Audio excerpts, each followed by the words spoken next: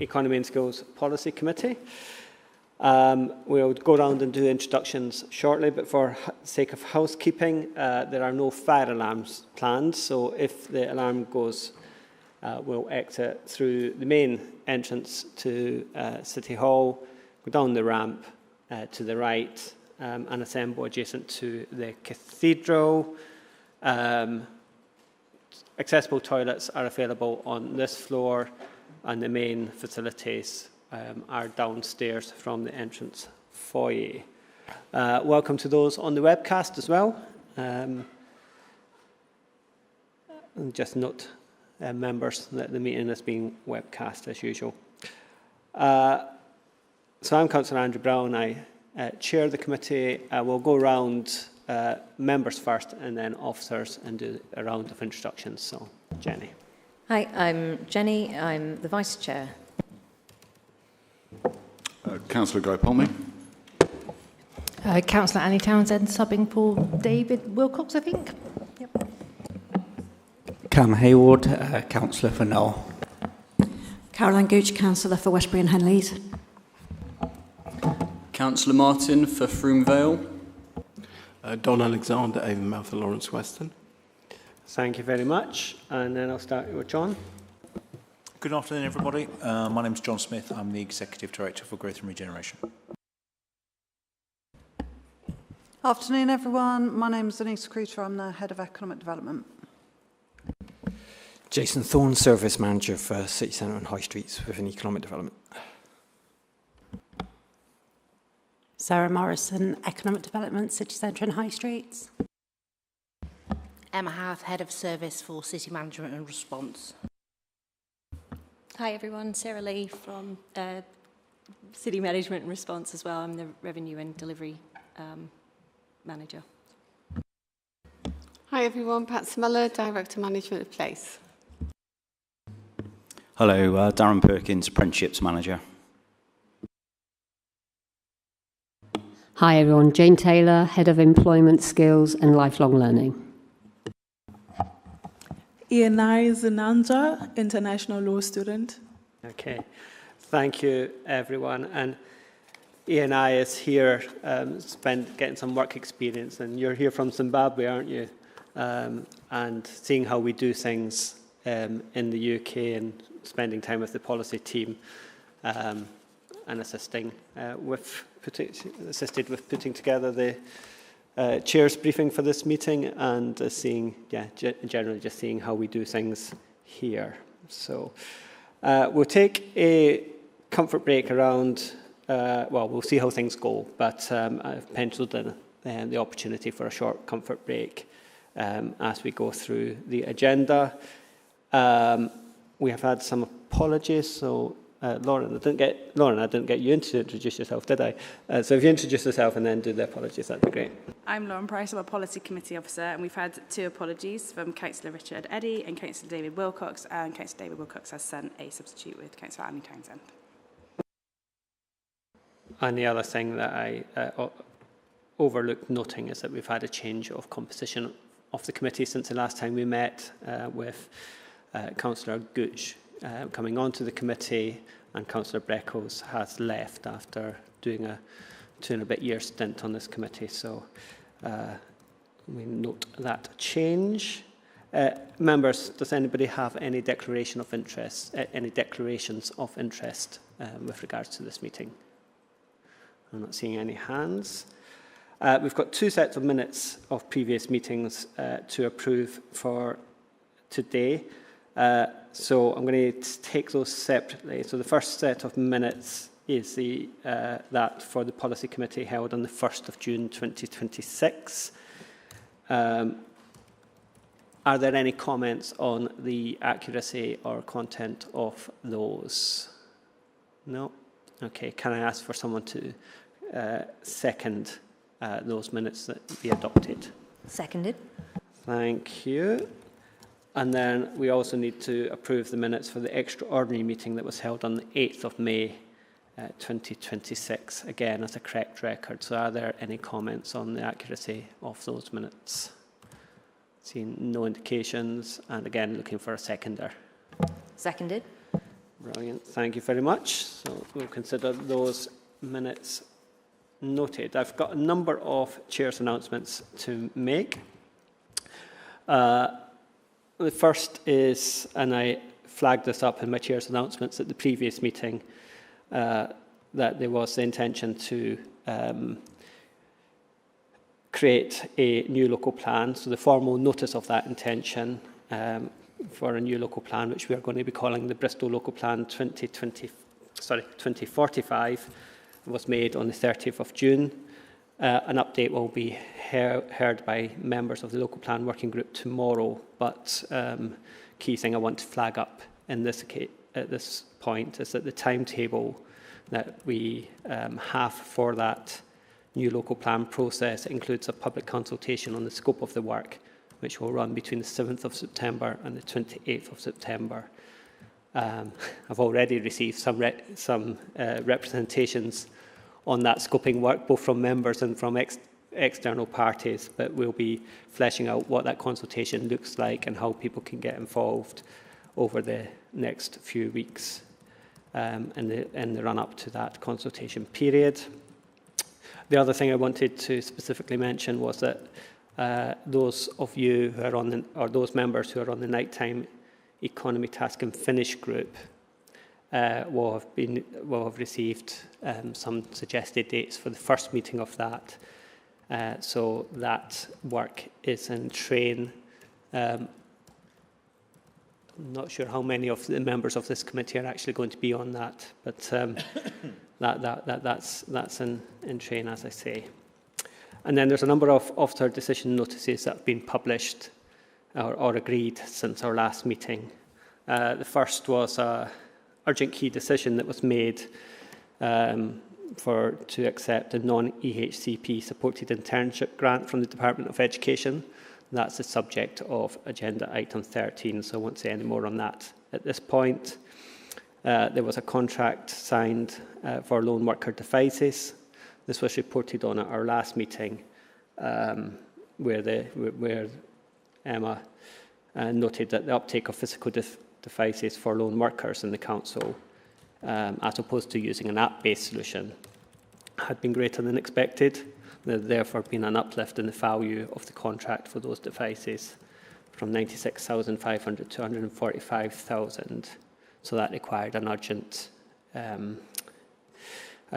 required an officer decision notice, which was approved, and those devices have actually now been procured and they're in the process of being rolled out to the service.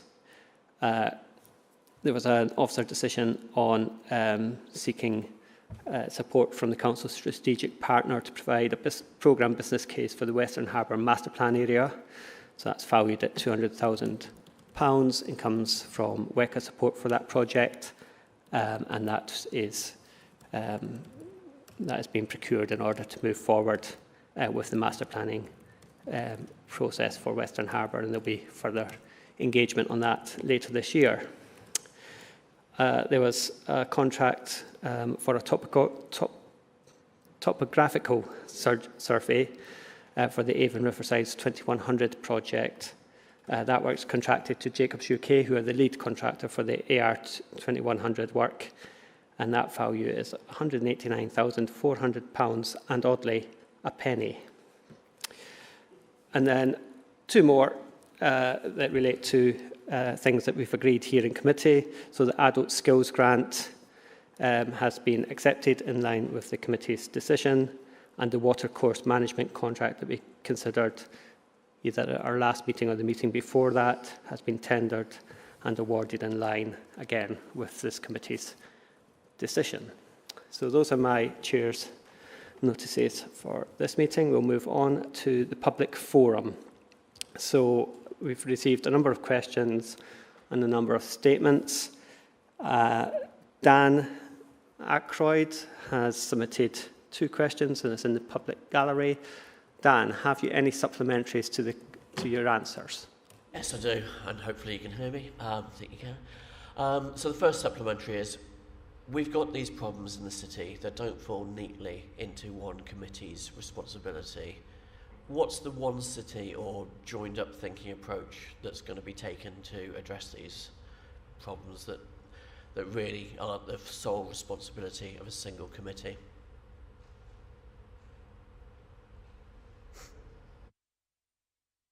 Okay. So thank you for highlighting this issue. It is primarily it's primarily an issue of waste collection, which generally falls with the Environment and Sustainability Committee, as has been said. Commercial premises often have commercial contractors collect their waste as well. So I guess there is a sort of broader question about the way that is done. But as a group of chairs, we regularly meet to discuss key issues around the city and to try and get to find ways of addressing some of these cross-cutting issues, which, as you say, don't necessarily sit neatly within any one committee. So it is something that I will be taking up with the Chair of Environment and Sustainability and see if there's any more that can be done between our committees and cross-directorate within the council to address those issues. I don't know if anyone, John, you want to add anything? Just support that, Chair. I mean, obviously the committee system, Dan, is one that's used in lots of other places across the country, where there are lots of cross-cutting issues, of course, in councils, many. I think the key thing is to identify the lead committee for particular issues. Inevitably, there will be a need to work with other committees, and as the Chair has said, the chairs meet regularly. There are quite often informal chairs meetings where other chairs will be invited along to brief on cross-cutting issues. It's quite a regular occurrence, actually. And the other point I would say is, of course, the corporate strategy that was approved at full council. It does look at those more cross-cutting issues as well, doesn't it? Yeah. Okay. Do you have a second supplementary, Dan?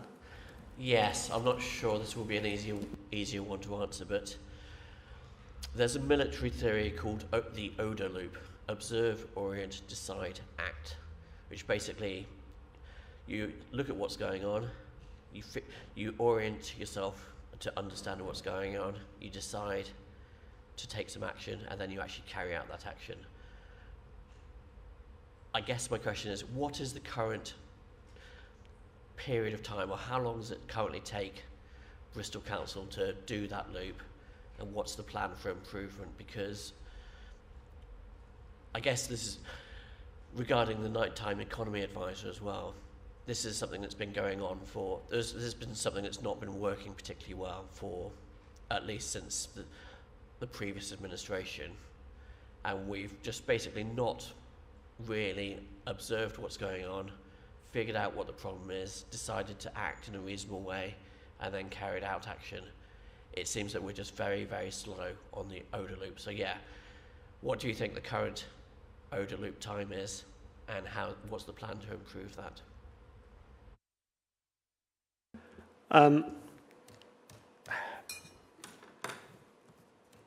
mean, I guess it varies depending on the issue in question, the perception of that, the priorities within the team, and the complexities relating to any given issue. So I don't think there is a single answer to that question, Dan. Okay. You don't want to add? No? Okay. Right. So moving on, we've got the High Street Strategy Task and Finish Closure Report. So we've got quite a lot of things on the agenda today, folks. So for the key decisions, or for the key papers, we have sort of allocated roughly half an hour for each of those, and then for for information reports, we've allocated 20 minutes, and I'm going to try and keep as much as possible to time. So as and when we get to questions and comments, if people can be as succinct as they can, that would aid us in getting through the agenda. So High Street's Strategy Task and Finish Closure Report. So this report presents a closure report for the High Street Strategy Task and Finish Group, summarising its works, findings and recommendations. It seeks committee approval for the proposed future interventions and delivery approach arising from the group's work, and approval to reconvene the Task and Finish group for a further meeting to support the next phase of the development and implementation. So this report is a key decision as it impacts 2 or more wards across the city. And I'm going to hand over to Jason Thorne, a service manager for City Centre and High Streets, to briefly outline the report. Thank you, Chair. So in June 25, so just over a year ago now, the first meeting of the Economy and Skills, the June meeting of the Economy and Skills Committee agreed to convene a Task and Finish group to inform the development of High Street strategy, and a strategy that will guide our future priorities in terms of how we support the city centre and 47 high streets in addition to the city centre across the city. And we'll use that high street strategy to both inform internal funding bids and those that we might want to make externally. So just going to run through some of the things that the Task and Finish group covered and what its objectives were. So it was about reviewing the strategic context for city centre and high streets. Obviously there's local, so there's the economic strategy, the local plan, and there's regional growth strategy, national plan policy framework. And then it reviewed the programme that we have been working on as a team since 2021, so partway through COVID. It's about looking at what our future citywide priorities are, what criteria are we going to use in the future to assess high street needs and which ones need specific intervention and support, and what economic development tools and planning policies and tools are available for us to actually use to support high streets. So, met 6 times in all, considered a wide range of evidence and input from officers from economic development alongside a number of external stakeholders, including the Business Improvement District, Hammerson, civic society, and some small business owners. And there was also a presentation from PRD, Partnering Regeneration Development, who carried out an external evaluation of our of the programme that we've been running since 2021. So, high streets, really economically important, socially important, culturally important. They're, providing a whole load of employment opportunities, access to products, services across the city. But they, you can kind of see it nationally and, and locally. A number of them have a number of ongoing challenges, and consumer habits are changing. You've got growth of online, out-of-town shopping, rising operating costs due to the cost of living crisis, and economic uncertainty. I think the really important thing going forward is that we move high streets just being, just about retail, and we move them to other uses, including other employment uses, but also, leisure, culture, and homes, increasingly important. So we summarised this during the Task and Finish group, but the government had already produced a number of policy documents that included reference to high streets. It has made previous announcements about business rate relief. Some of those are in place at the moment. You'll probably be aware that the new Prime Minister has made another raft of announcements about changes that will come into place from April next year, including a 20% discount for pubs, social clubs and live music venues. Now that's to come into place from April next year. And he seems to be, increasing the focus on high streets. And we are expecting at some stage a national high street strategy. Now we were expecting that to be in the summer, but I think it will now be later in the year given the changes going on within government.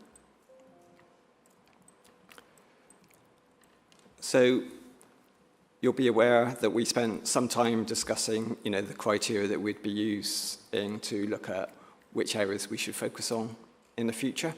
The members agreed that the city centre would continue to be an ongoing priority given its significant city and regional importance. So 47% of the city's jobs are located in the city centre. Obviously, it plays that crucial role from a health, transport, education, culture, leisure kind of perspective amongst retail as well. So going on to the criteria that will be used to assess which high streets we support in future, it will consider vacancy rates, level of deprivation, population size and demographics, the mix of businesses, and we'll also consider economic and social challenges. We'll be looking at data on growth pressures, connectivity, accessibility, and what investments are already planned and underway.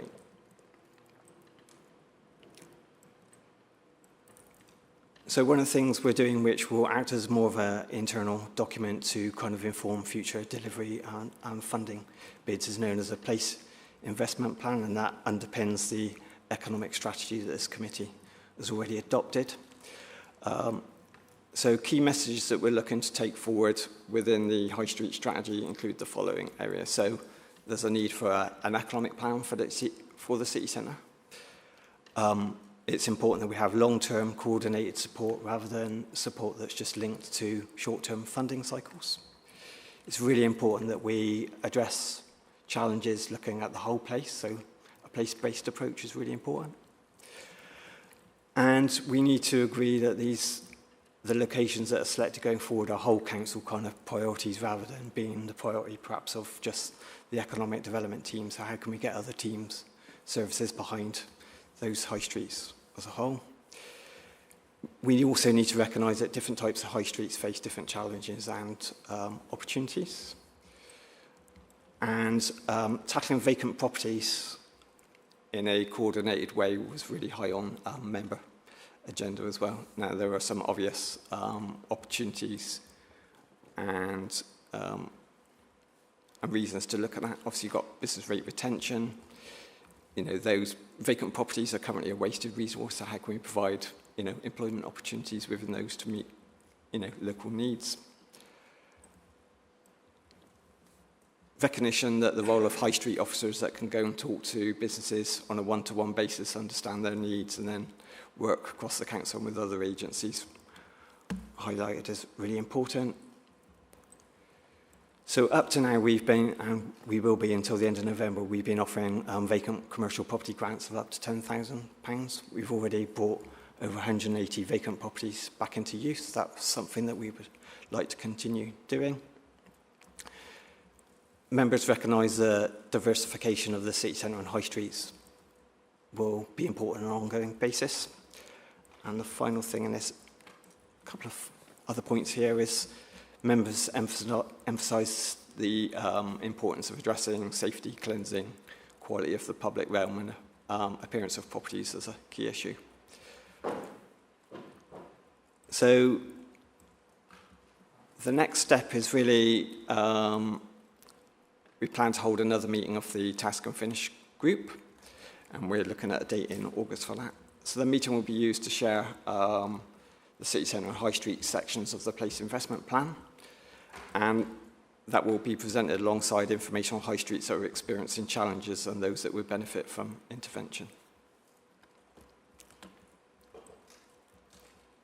So now moving on to the recommendations. So approves the content of the report and agrees it reflects the findings of the Task and Finish group, approves future interventions and approach outlined in the report, approves the reconvening of the Task and Finish group for a single further meeting to review the city centre and high street elements of the place investment plan, consider information on high streets experiencing challenges or requiring targeted intervention, recognises the importance of the programme and its ongoing role in supporting the vitality and resilience of the city centre and high streets, and acknowledges the need for it to continue beyond March 2027, and recognises the critical need to secure ongoing funding for the programme, and endorses the proactive development and submission of both internal and external funding bids to support its continuation. Thank you. Thank you very much, Jason, for that. I can see Councillor Bartle's hand, so I'll come to them first, and then I've got Councillor Martin and Councillor Poultney. So that's my starting list. Right, thanks. Yeah, I think this report's great. It's what happened. I think the main thing reading it that comes out is we need funding. So I suppose in terms of WECA, in terms of like where are we going to get the vacant property grant back, because I think they've slashed that. and I think that's been really, really successful specifically. How are we going to fund direct action within the council to do things like kick off these high street rental auction processes, do all of the auditing and background on that? I think we all as a city experience this as quite an urgent issue. So, yeah, what do we as a committee need to do to get that funding for you, and what are you, where are your avenues externally? So internally, we're obviously looking at things from a kind of budget process kind of perspective. So for next financial year, what revenue and capital resources do we need to continue doing what we're doing? And then in terms of the combined authority, we're looking at how the the place investment plan that will be very much an internal document, how will we use that to meet the growth agenda that's set out within the growth strategy? Yeah, I just want to quickly add that, yeah, for me, it's a real urgent issue, and I think as a council we need as a committee to just say that this is a real priority, and rely on that budget process to really take that forward. I suppose in terms of the immediate actions, like we've got Broadmead, people are complaining about it a lot. People are having a very bad experience of Broadmead. A lot of changes coming, but everyone just feels like it's going to get worse and worse before it gets better. Is there anything that we should do in the short term to help that situation improve? Okay, so officers within my team are involved in working with partners such as the Business Improvement District, the police, and other stakeholders on an ongoing basis to listen to what the concerns are, but also look at what we can do to resolve some of the actual perceptions and actual, fears that people have got, particularly within Broadmead and other parts of the city centre. So that's something we're working on an ongoing basis. Thank you. I'm going to come back on a couple of those points as well, Jenny. I think you're right about Broadmead. A lot of people are concerned about Broadmead. I had a resident tell me the other day that they don't come into the city after 6 now, which is, really disappointing to hear. But that was their, that was where they were at. And I think it is an example of one of those really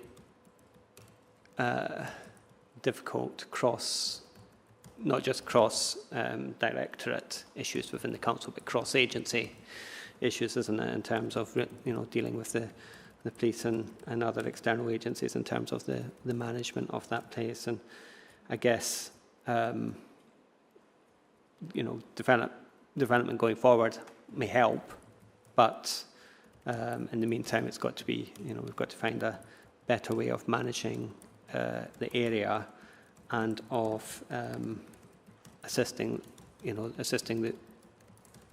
with dealing with antisocial behaviour, or assisting with those who are having to sleep rough in that area. So I guess there is a big issue there. But also on the point of resources, just to say that I through this role I'm on some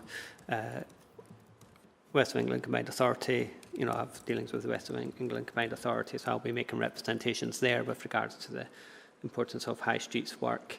And as we have now got a new government in place, the chairs and the leader will be making representations to the new ministers, and this may well be something that finds itself into one of those letters of welcome to the various new ministers with whom we have most dealings as a council.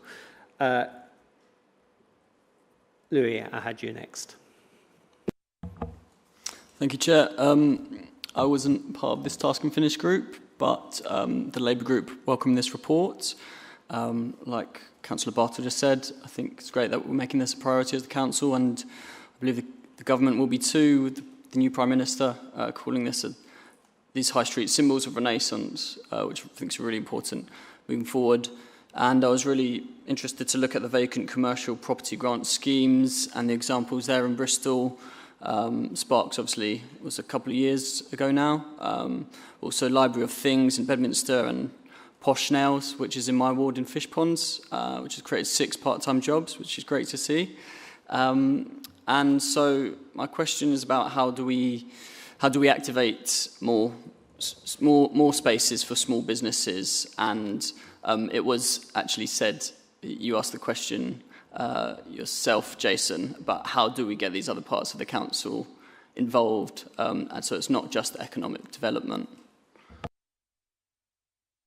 So in terms of the latter question, it's really about setting up some internal governance to align the various teams to work together, and that will need obviously somebody very senior kind of chairing it, making sure that we're kind of all pulling in the same direction. Obviously takes resource to do that at an officer level as well. And in terms of the first point you raised, obviously we need, if we're going to bring more vacant property back into use, there's different mechanisms, but if we're going to do it in the same way that we have been doing, which is pretty successful, then obviously we need more capital money to allow that to happen. Thank you. Councillor Pulteney. Our guy, I always flick between first names and... Thanks, Andy. I spoke recently to a small business. This is a very well-known, very well-established Bristol business, family business actually. The owner of that business is convinced that they have paid the mortgage on that property more than 3 times. Of course, they've never owned the bricks and mortar. When that family business ends, as it's likely to with this generation, that family walks away with absolutely nothing. And the more I speak to people who would be interested in establishing or turning what might be a sort of like a van-based business or a home-based business into an actual on-street, premises-based enterprise, the biggest obstacle, I think, for a lot of people is knowing that their biggest outgoing will be the rent on the premises and the certain knowledge that that is dead money that flows out of their business. There is very little chance of them being able to find somewhere to buy, where they will own the bricks and mortar, where the investment that they put into their business is secured against the actual existence of the shop, as it were. And I'm just wondering what more we can do, and whether this Task and Finish group looked at this, whether it be through planning or whatever else, to ensure that if someone wants to buy a shop to set up a small business, there are options in the city that are affordable, relative to, say, leasing, renting from a landlord who may well be from outside the city, or in this case, overseas, and seeing all of the work they're putting into their business be used to pay a landlord who takes that money straight out of the city and out of the country. How can we do more to keep that wealth in the city? That's not something we considered within the Task and Finish group from memory in any detail, but I think you don't often find that many high street businesses actually for sale, though. It tends to be the owner wants to keep hold of them to make a rental income from. That would be my experience in the main. Can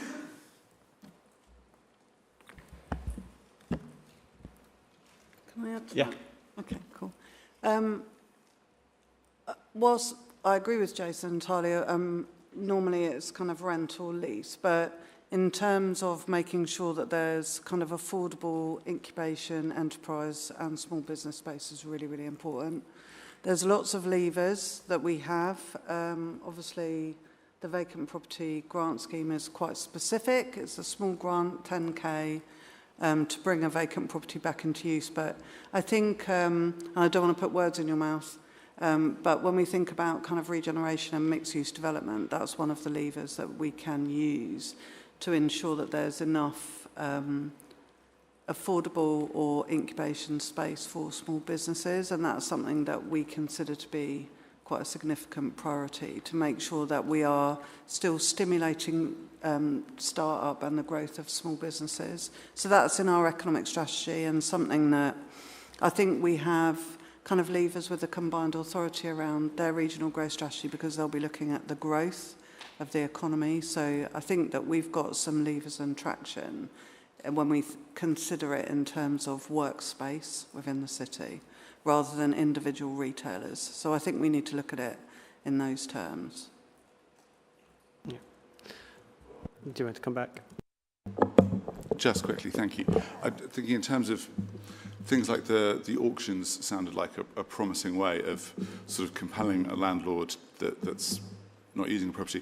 There is, of course, quite a significant financial incentive within the planning system to leave a shop derelict, to leave it, unoccupied and vacant, because it increases the ability within the planning system to convert it into more lucrative residential, particularly I'm thinking of HMO type properties. One of the levers that I'm always surprised we don't pull more is the Section 215 notice, which is a very simple, very easy to issue device that planning enforcement could use to compel a derelict, the owner of a derelict property to bring it back up to standard. And I'm just wondering why we don't use that, well, I was about to say more, but at all, seemingly. Okay, so part of the what we discussed at the Task and Finish group was producing a property plan that would look more proactively at using the range of tools available to us, including what you just mentioned, high street rent auctions, business rates, incentives potentially. Some of the current business rate regime actually acts as a disincentive to bring in vacant properties back into use, because if you've got a vacant listed building, it doesn't pay any business rates. It's what, and also, some sites taken off the list by the Value Office Agency quite easily and quickly as well. Alongside more positive measures like the grant, I think we need to be looking at, as a complete package. The stick as well as the carrot. Yeah. Thanks. Thank you. I'm sure there's lots of national planning policy solutions that could address some of those issues as well, but we'll maybe leave those for another day. Cam. Thank you. So the Task and Finish group was obviously primarily focused on what interventions we can make to improve existing high streets. But whilst we have you here, I just want to ask about new high streets. So I'm kind of thinking, obviously we've got a number of major regeneration projects going on at the moment in the cities that will bring new high streets like Temple Quarter, Western Harbour, the galleries, and in my ward, Knoll, we have Broadwalk, obviously. So what actions can the council be taking to ensure these new high streets thrive and serve the residents and communities that they are in? And I'm thinking not just, retail and hospitality, but also the community facilities and services that are needed. Okay, one thing I didn't say earlier on is obviously we have 48 high streets at the moment, including the city centre, but when the new local plan is adopted, there'll be 68, which makes this task of prioritising really, really important. There's not one remedy for them all. It's about how you embed that high street within its wider local community. Having a mix of use, retail, leisure, hospitality, workspace, homes, health. You've got to look at it all. Okay, thank you. Councillor Townsend. Thanks. I was actually going to ask if the volume could be turned up because I can't hear very much of the conversation. I'm struggling. Thank you. So I'm going to ask a question that you may have already answered that I've just not heard. But I was wondering what we were doing about there's been a lot of people whose rateable values have been recalculated in the last year. Some of those businesses, especially in Old City and around the Christmas Steps Arts Quarter, for example, were re-evaluated the year beforehand and then re-evaluated again the year after. And it's resulted in a quadrupling, in some cases, of rateable value, which has pushed quite a few of those businesses over the small business relief and into having to pay. And that's, in the case of one new business, Outturn, the business plan was based on being below the rateable value, and now they're liable. I know that Carla Denyer, in conjunction with other Bristol Central councillors, have written to former Chancellor Rachel Reeves about this and got a bit of a non-answer.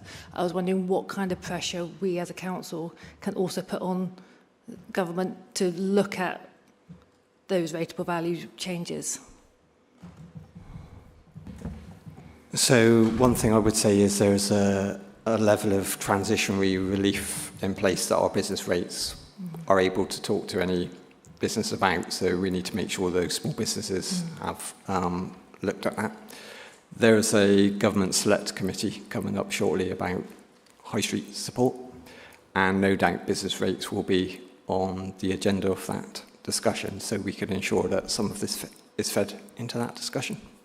Brilliant. And yes, the team have been brilliant in the business rates team, sort of making sure that right things are being applied as they should be. Yeah. But yes, any way that we can feed into maybe that small business relief level being raised, or rateable value being reconsidered, especially in some of our historic areas as well, because I think it could be the nail in the coffin that pushes some of our high street businesses over the edge, because even if it's only in inverted commas £800 for a year, I think that's what some people are having to pay.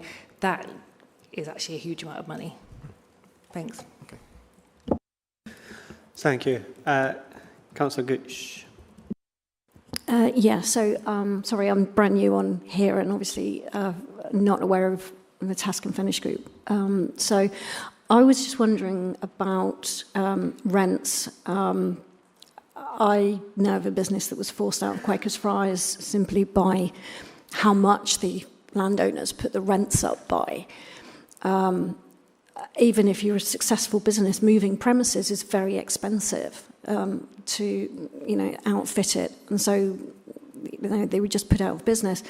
So I was just wondering, is there any way that we can do rent controls on business premises and commercial premises, whether it's ever been tried, whether it's successful, or whether the council would look to own commercial premises and rent out, so that we can actually have, so businesses can have more secure tenancies without the threat of doubling or tripling of their rents according to landlords' whims. I'm looking at John, and I may come to John because we're talking about part of the responses around the council's assets and ownership, so asset portfolio. So I'm not going to speak on behalf of that. I'll hand over to John.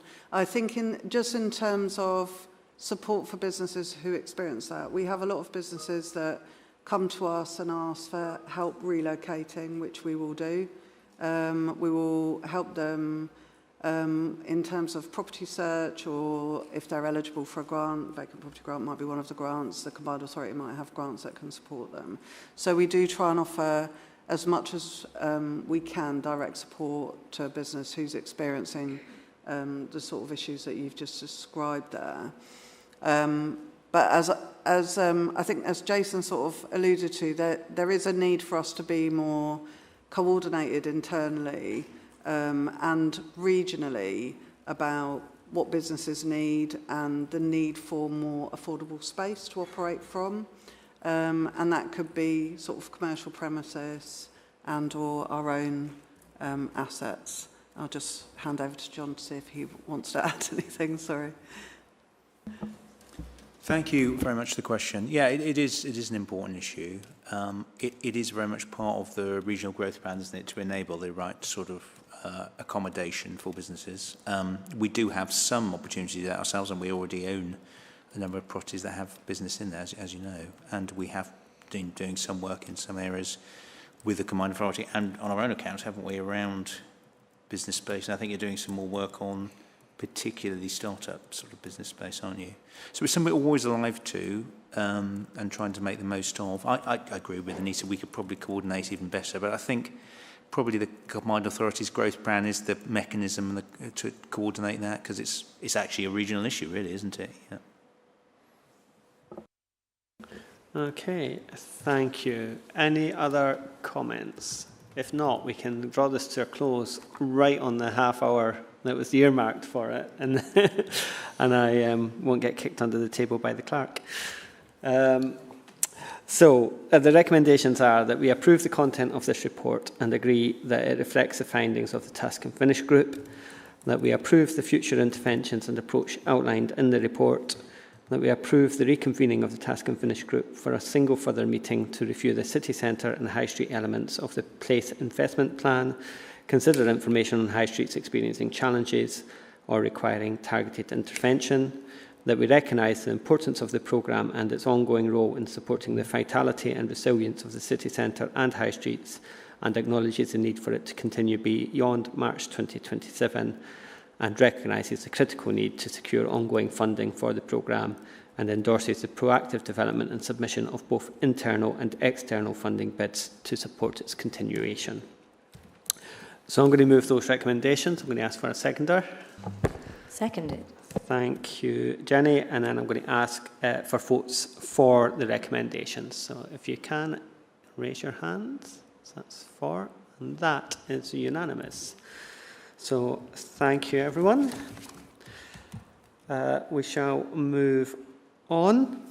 And we'll do the update on funding for the Nighttime Economy Advisor position. So this, we've allocated around 20 minutes for this, but we'll see how things go. This report updates the Economy and Skills Policy Committee on funding secured to re-establish the Nighttime Economy Advisor role, and outlines key priorities for the position during 2026 to 27. It also sets out the proposed next steps for establishing a Nighttime Economy Advisory Board to support partnership working, strategic development and the continued growth of Bristol's nighttime economy. So it's an information report with no decisions to be made, or no key decisions. And I'm going to invite Anissa Critta to briefly outline the report. Thank you, Chair. So just to go back to May, so there are a number of decisions that were taken at the extraordinary meeting of the Economy and Skills Policy Committee on the 8th of May. So one of them was a Labour Group amendment which authorised the Chief Exec in consultation with the Chair of the Economy and Skills Committee to identify funding to re-establish the position of the Nighttime Economy Advisor. And therefore this report asks the Economy and Skills Committee to note progress on moving forward with that decision. So in accordance with the decision, the funding for the Nighttime Economy Advisor position will be managed as a revenue pressure within growth and regeneration for the remainder of 26-27, and future funding for re-establishing the post on a permanent basis will be agreed as part of budget setting for the Council's medium-term financial strategy. So it will be pulled into that process, which hopefully most of you are familiar with. So just to remind the committee that over the past few years, the Nighttime Economy Advisor through Bristol Nights has supported a programme of work aimed to support the nighttime economy in the city, and that's been sponsored and delivered by the Council with a range of partners. And it's proposed that the Nighttime Economy Advisor post, which we're talking about funding for that post will continue to lead on a programme of work which responds to the needs of the nighttime economy. And part of that work will be to establish a new programme and coordinate the work of the Nighttime Economy Task and Finish Group, which Councillor Brown spoke about earlier, and that came to the June Economy and Skills Committee as a paper and a scope for the terms of reference for a Task and Finish Group. And that Task and Finish Group will develop a refreshed portfolio of work to support the nighttime economy and to establish some clear delivery and funding options to deliver that post. The post will also lead on the establishment of a new Nighttime Economy Advisory Board, which will strengthen city-wide governance for this area of work and establish priorities for the sector at a city-wide level. And that relates to the Labour Amendment 2 that was brought to the Extraordinary Committee, which was to instruct all relevant officers to take the necessary steps towards setting up a nighttime economy advisory board comprised of sector representatives, including an independent chair and representation from cross-party councillors. And that's it in a nutshell. So it's just that we're asking for this committee to note the contents of that report. Thank you. Okay, thank you very much. Jenny. Yeah, I didn't have any questions. I had just kind of a brief note. So I guess given that you're already sort of starting to work to build up that advisory board, I think it makes sense for that to be sort of towards the head of the Task and Finish group's programme of work, because obviously we'll want to like engage with you on that from the start, I guess. I think that's all I wanted to say. Thanks. Thank you. Louis? Yeah, I've got a few questions, but I'll just start by saying, and I'm sure this will be decided at the first meeting of the Task and Finish group, but we really think there should be a Labour chair for this meeting, just for the credibility of the advisory board, and you know the fact that Greens and Lib Dems were involved in the removal of the post. That's just one first thing I wanted to say, and then I had a couple of questions about why the nighttime economy advisor role wasn't in the budget when it says it's a budgetary pressure. Was this referenced in the budget report from 26 to 27? Maybe do one at a time. So I think, my understanding is, and John will correct me if I'm wrong, but my understanding is that the funding for the nighttime economy advisor post was always short term. It was a fixed term contract, and the funding was in the public health grant, within the ring-fenced public health grant, and was always so had always been due to come to an end at the end of 2026. So therefore, the reinstatement of the role in 26-27 creates that budget pressure. Does that make sense? Yeah, wouldn't that still have been in the budget report? Maybe it was, but I just haven't been able to find it. Do you want me to come in? So yeah, it had been funded. I haven't got all the details to hand, unfortunately, Councillor, but it had been funded for several years from the public health grant. It was always on a fixed term basis. It was always open. I think it was known that it was running out. It was always open to bring a budget amendment or a budget statement through the various processes we had, like the finance subcommittee, to include it, to have long-term funding, but it wasn't. So there was no reference in the budget because it wasn't in the budget, which was agreed. But that's fine. I mean, it's clear from the views of the committee at the last committee that they wanted it to be in the budget. So we will take it through the budget process for next year. And one never takes anything for granted, but I mean, bearing in mind the strong cross-party support in this committee, I'm pretty hopeful that will go through.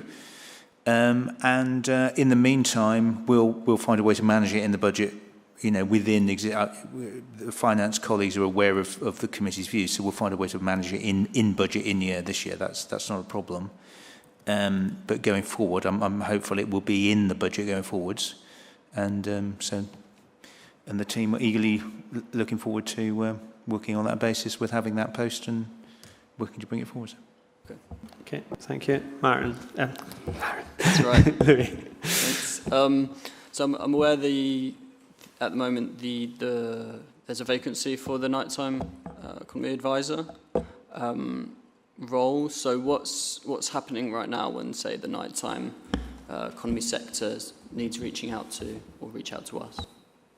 So obviously the nighttime economy advisor sat within the Economic Development Service, so the officers within the team have picked up a bit of handover, and we've made sure that on all of the kind of collateral there is a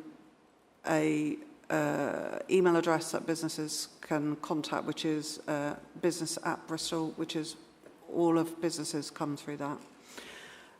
So we're going through a process of understanding what needs to be done right now, because we do have a vacant post.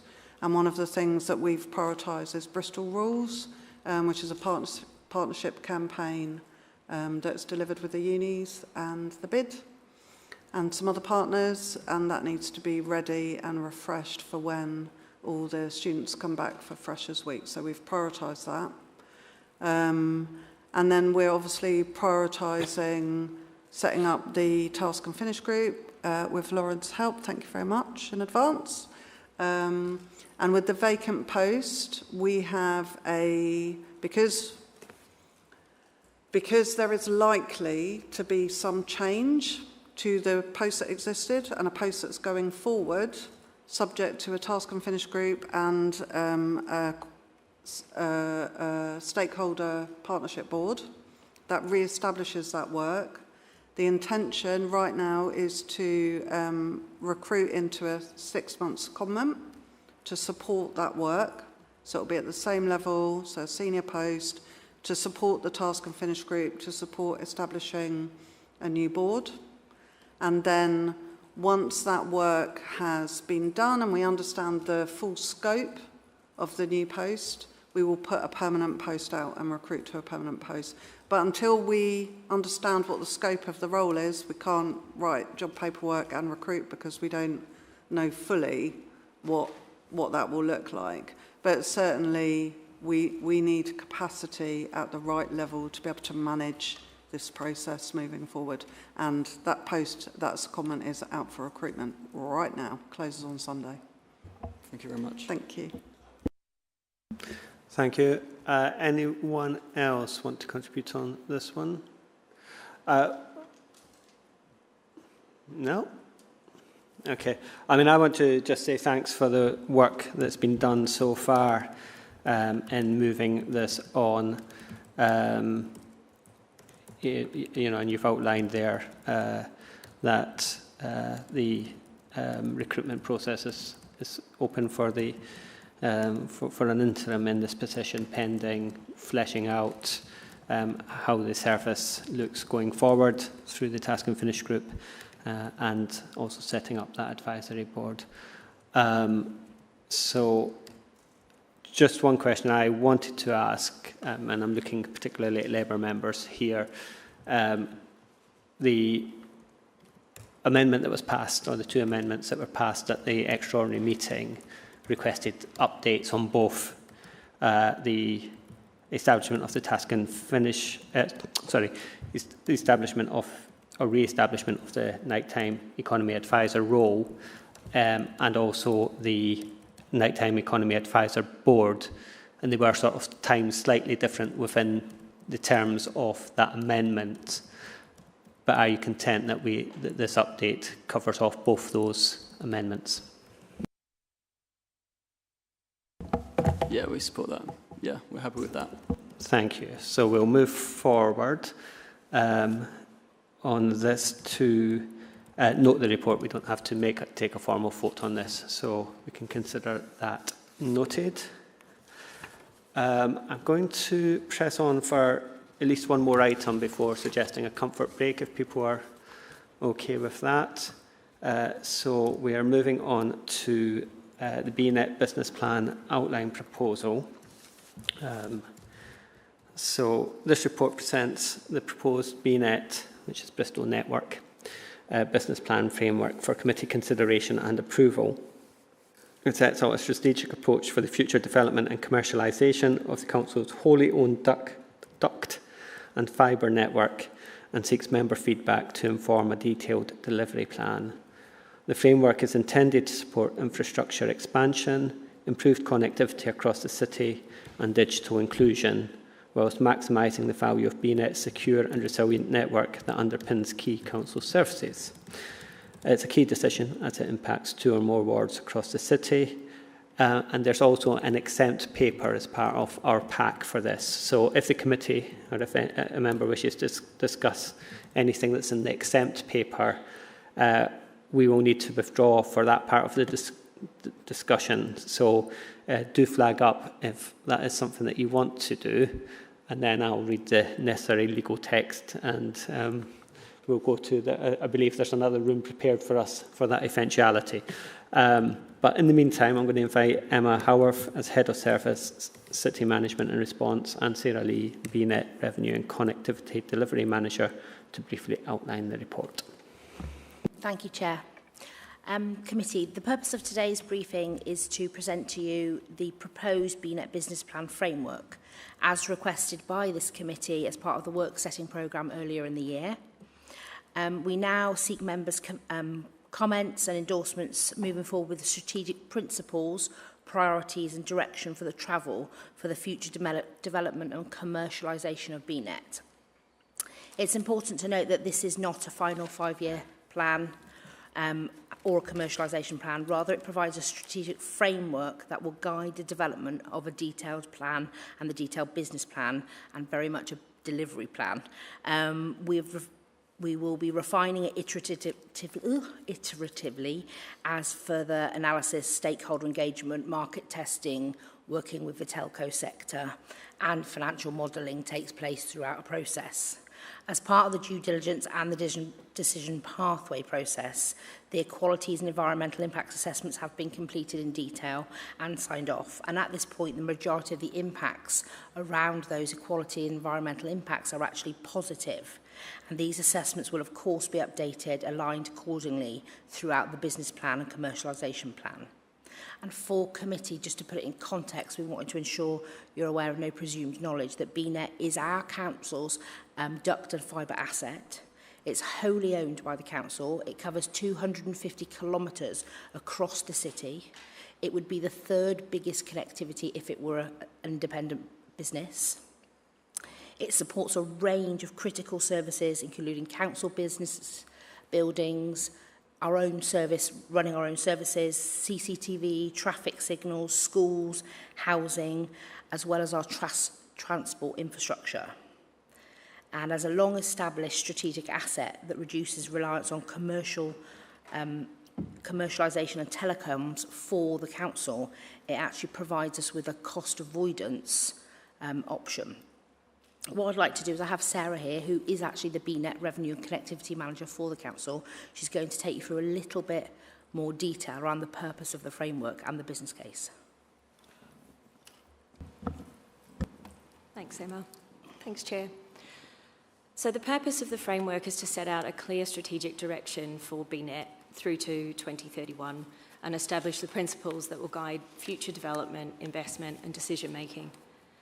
Our vision is to position BNET as a resilient, financially sustainable and inclusive digital infrastructure platform that supports public services, strengthens regional connectivity and helps with digital exclusion across the city. To address that, sorry, just to be clear. The framework is designed to maximise the value of the existing strategic council asset while supporting wider corporate priorities, including the financial resilience, regeneration, and economic growth and digital inclusion. Given the complexity and the pace of the change of the telecommunications market, we're proposing an iterative approach that Emma's mentioned to develop the business and communication plan, drawing on the lessons learned from the approach taken by our Harbours team. This will involve ongoing engagement with finance, targeted market testing to better understand demand, and continual refinement of the business and commercialisation plan as evidence and market intelligence develops. Taking this phased approach allows us to test assumptions, validate opportunities, and build evidence, an evidence base before bringing forward any future investment or delivery recommendations. It also enables us to learn from the challenges of the previous concession model and avoid repeating any historic pitfalls. The framework identifies several priority areas for development over the next 3 to 5 years. These include improving our understanding of asset data, strengthening governance arrangements, developing commercial products and services, expanding market engagement, and identifying opportunities for future network growth. One of the framework's key principles is the retention of the Council's ownership and strategic control of BNET's core infrastructure assets, as mentioned. Alongside this, we will explore opportunities for sustainable income generation, commercial partnerships, external investment, and aligning these to the Council's wider objectives. A key element of the framework is commercialisation, exploring how greater value can be realised from the Council's existing duct and fibre infrastructure through sustainable and evidence-led commercial approach. Historically, BNET has operated primarily as an internal Council asset on a cost recovery basis.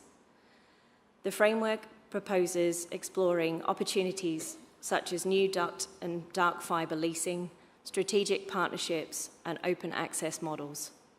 But these are obviously subject to market validation and further financial assessment. It is important to note that this is not about changing BNET's primary role in supporting Council services, but rather to understand how the asset can generate additional income, increase utilisation, and develop wider public value over time. Alongside the commercial work stream, the framework proposes strengthening the governance and asset management to support long-term stewardship of the network. This includes improving asset intelligence through surveying and enhanced data mapping, establishing clearer governance structures, implementing more robust performance monitoring and reporting. Together, these measures will support better decision-making and improve operational efficiency to ensure that the infrastructure remains sustainable and fit for the future.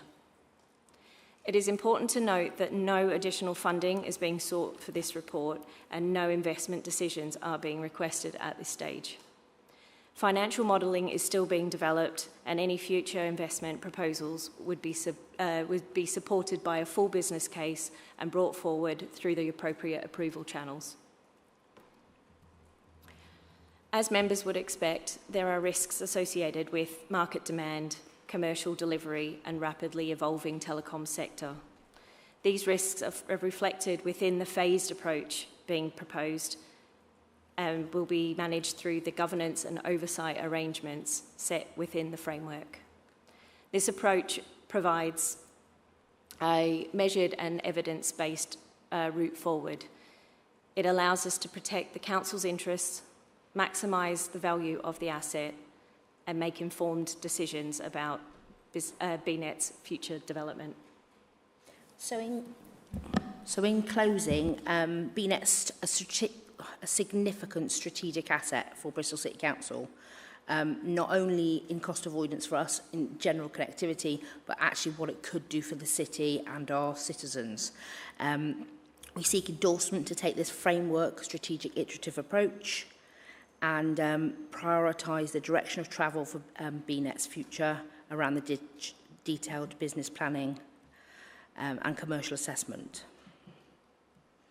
This will, as Sarah's rightly said, this will be before any future investment, before any partners come on board, and we will go and do some soft market testing about who would like to come and operate with us. As we know, there's big interest in the telecom sector because putting duct in city centres is difficult, and we have lots of capacity in that duct that could save massive savings, not only to the telco sector, but actually get us some connectivity in some of our areas of the city that really do struggle. Thank you. Thank you, Chair. Thank you very much. Sorry, Patsy. And we are very fortunate in that when we developed our City Leap contract, part of that contract requires them to put ducting down when they put the heat network down. So our ducting is expanding all of the time and it doesn't cost us anything. So we have got empty duct that I think Emma will correct me. I think it costs 18 pence to put it in per metre while it's already open. And it costs something like £40 for a telecom company to dig up the road and put that ducting in. So it's very attractive for them to have ducting that we could potentially lease to them. Thank you. Yeah, thank you for this. Really positive to see this come to us, and I know it was championed by a former member of this committee, Toby Wells. I was getting there. Who I think is pleased to see it come to us, even though he is no longer on the committee. Any comments or questions from members? Louis. Thank you very much for the report presentation. Once I got my head around it, this was really interesting, exciting project, and I'm really glad that it's council owned.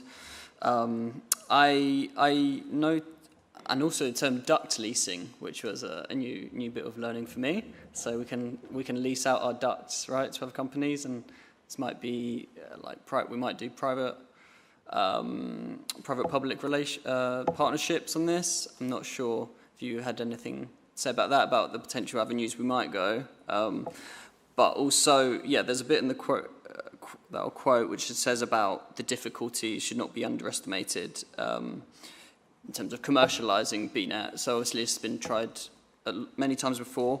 What lessons have we learnt from those, and which we've now put into the framework?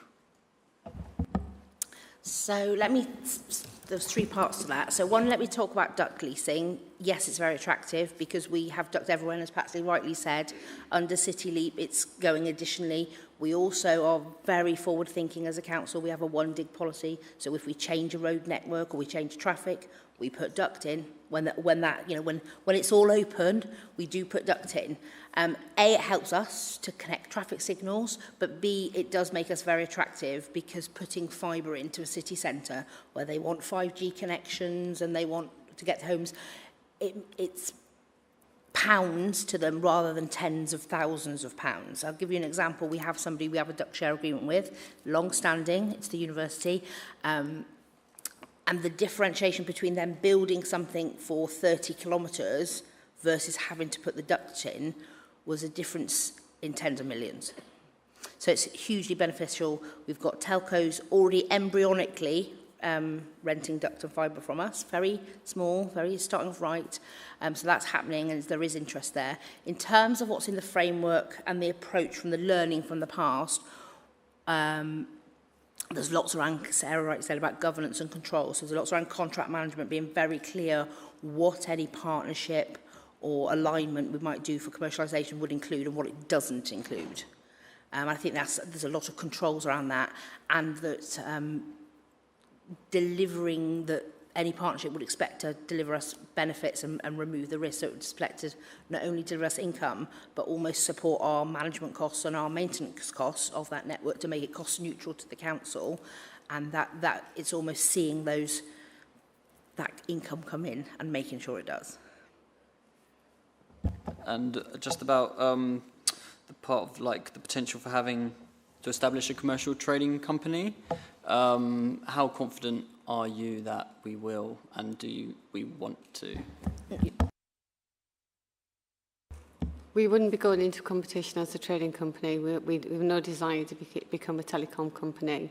What we would do is look for duct sharing agreements that we could monetize, and so we wouldn't be looking to compete with, we'd be looking to work with existing trading companies. Thank you. Thank you. Sorry, just to add on that one as well, it's about the model that we use. So it could be about the operating model that invites people to come and work with us, and then they can utilise our asset, but we retain ownership and control of it. And we'd be very keen to hear what the market's ideas are. We can have so many ideas, but you put this out and you start to have conversations. Who knows what exciting idea they might come to us with that we haven't thought of yet. Thank you. Guy. Thanks. No, it's certainly very exciting potentially. It's reassuring to hear the reassurance that this is currently council-owned. It will remain council-owned no matter what, because I think it's fair to say that the members would not be willing to sell such an asset or allow the beneficial interest to be traded away. It then comes, of course, to an extent to how that commercialization happens. What are the terms of our operation with a private developer coming in? No one wants to see a situation, as we've seen in other authorities, where an asset is retained by the council, leased to an operator who then leases it back to the council at unfavourable terms, because that would be absolutely disastrous, and again, not something I think that members would be willing to tolerate. My other concern around this, I suppose, would be anyone that's had any neighbourhood transport projects going on over the last few years knows how difficult it is for the council, ironically, to dig up the roads. It's not something that you'd hear from the public, for whom it seems rather too easy for the council to dig up the roads, but it's very expensive. And not only that, but the contracts for doing so tend to, the rate of inflation is absolutely staggering, and that strikes me as being a risk, both in terms of maintenance and using this asset moving forwards. And I'm just wondering how much the Transport Department has, would we be looking at, I suppose, a number of different delivery partners for a setup such as this, or would we be looking to increase our capacity as an organisation for, say, maintenance of this network once it's going? So I think it's safe to say for the next few years under TCR and CRSTS, we have an expansive amount of road network work to do, and the duct will be going in there. On top of that, we also have the Bristol Heat Network, so that is going in all of the time. We have our existing 250 kilometres, which now goes out to Avonmouth, because we were very lucky. We put a bid in for a grant 3 years ago, and we've managed to expand it out to Avonmouth, which is a known white spot. Now, what makes it attractive is just that very point that you've made.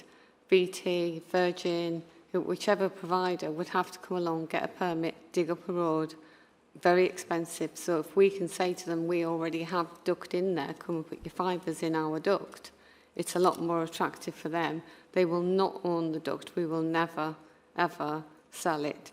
The cost of bringing in Virgin or BT or whichever telecom provider to provide what we get for, I want to say free, but it's very low cost compared to what we would pay for paying a telecom provider.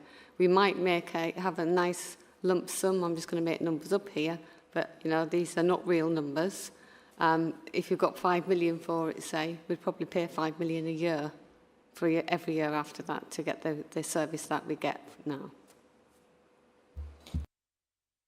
Sorry, I've now got a queue of hands, so I'll come back to those in a second. I just want to follow up on that point about maintenance, because Guy asked about digging up to do maintenance, but presumably most of the maintenance is done through utility covers and hatches, or not? In terms of BNET specifically, duct and fibre are an interesting asset. My background is telecoms.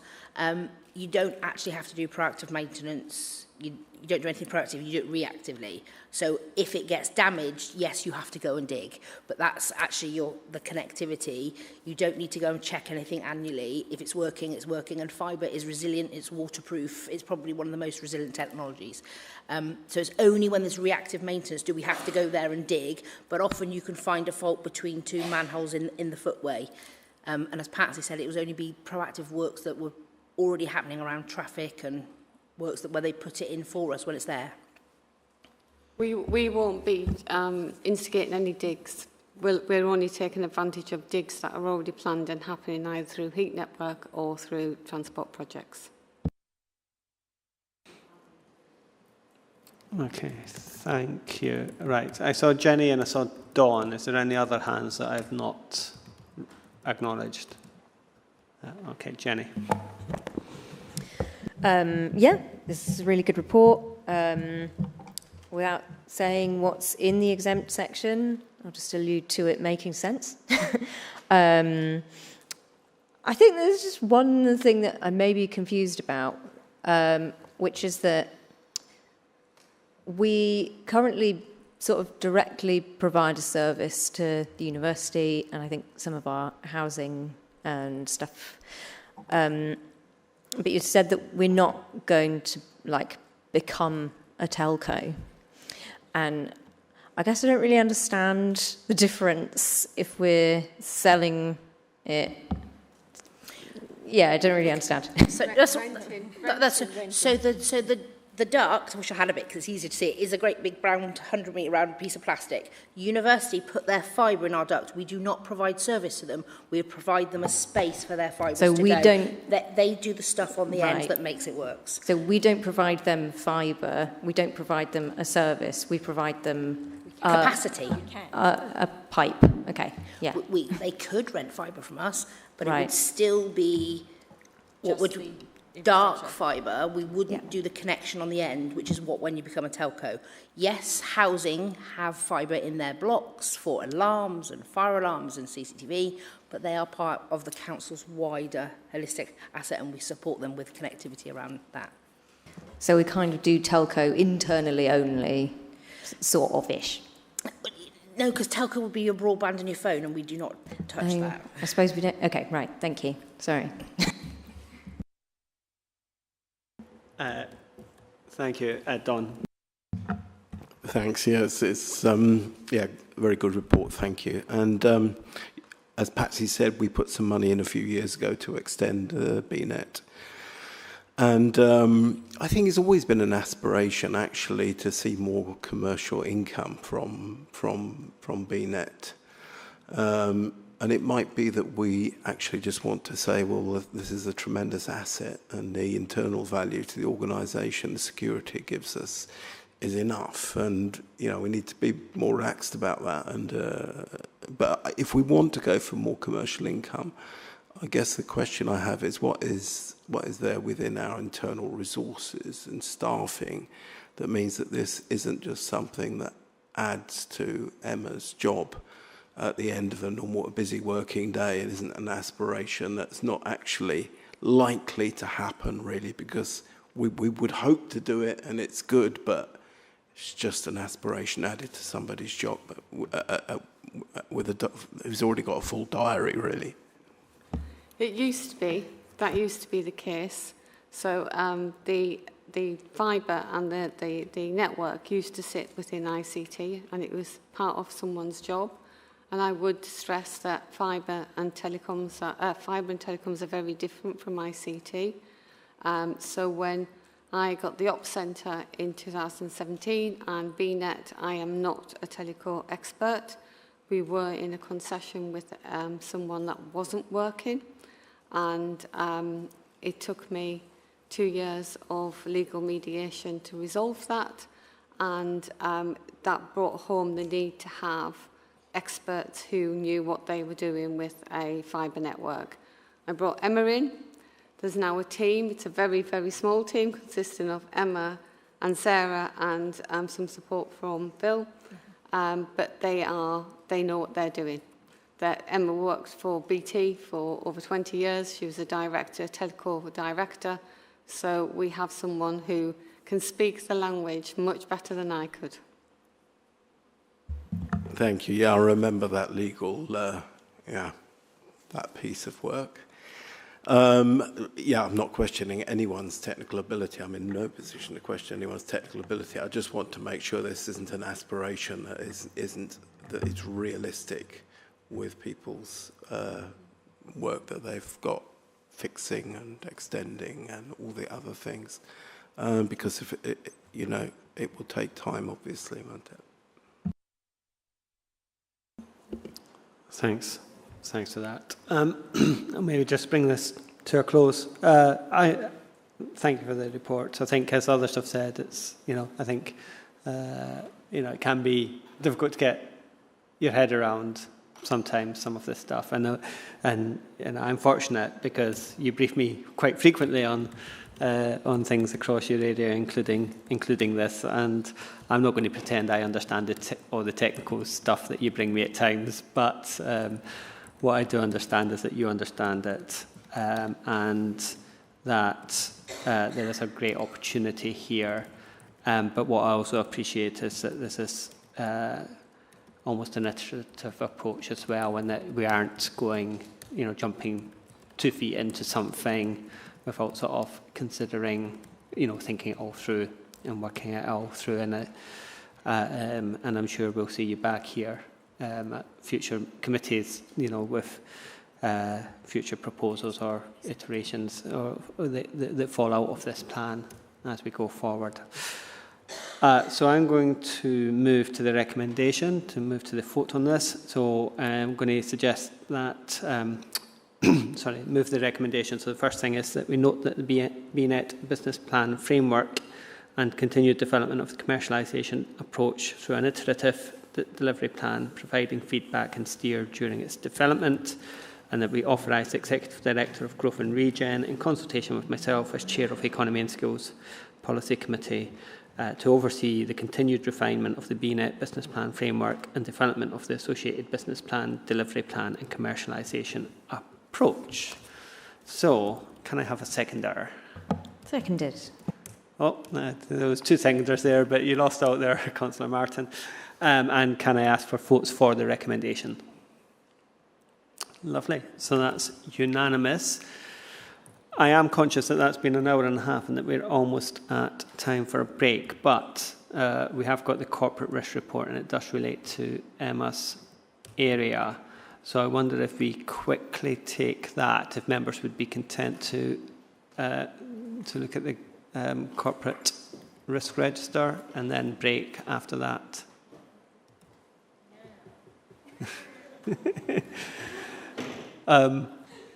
I'm going to move a recommendation for hearing the corporate risk register now.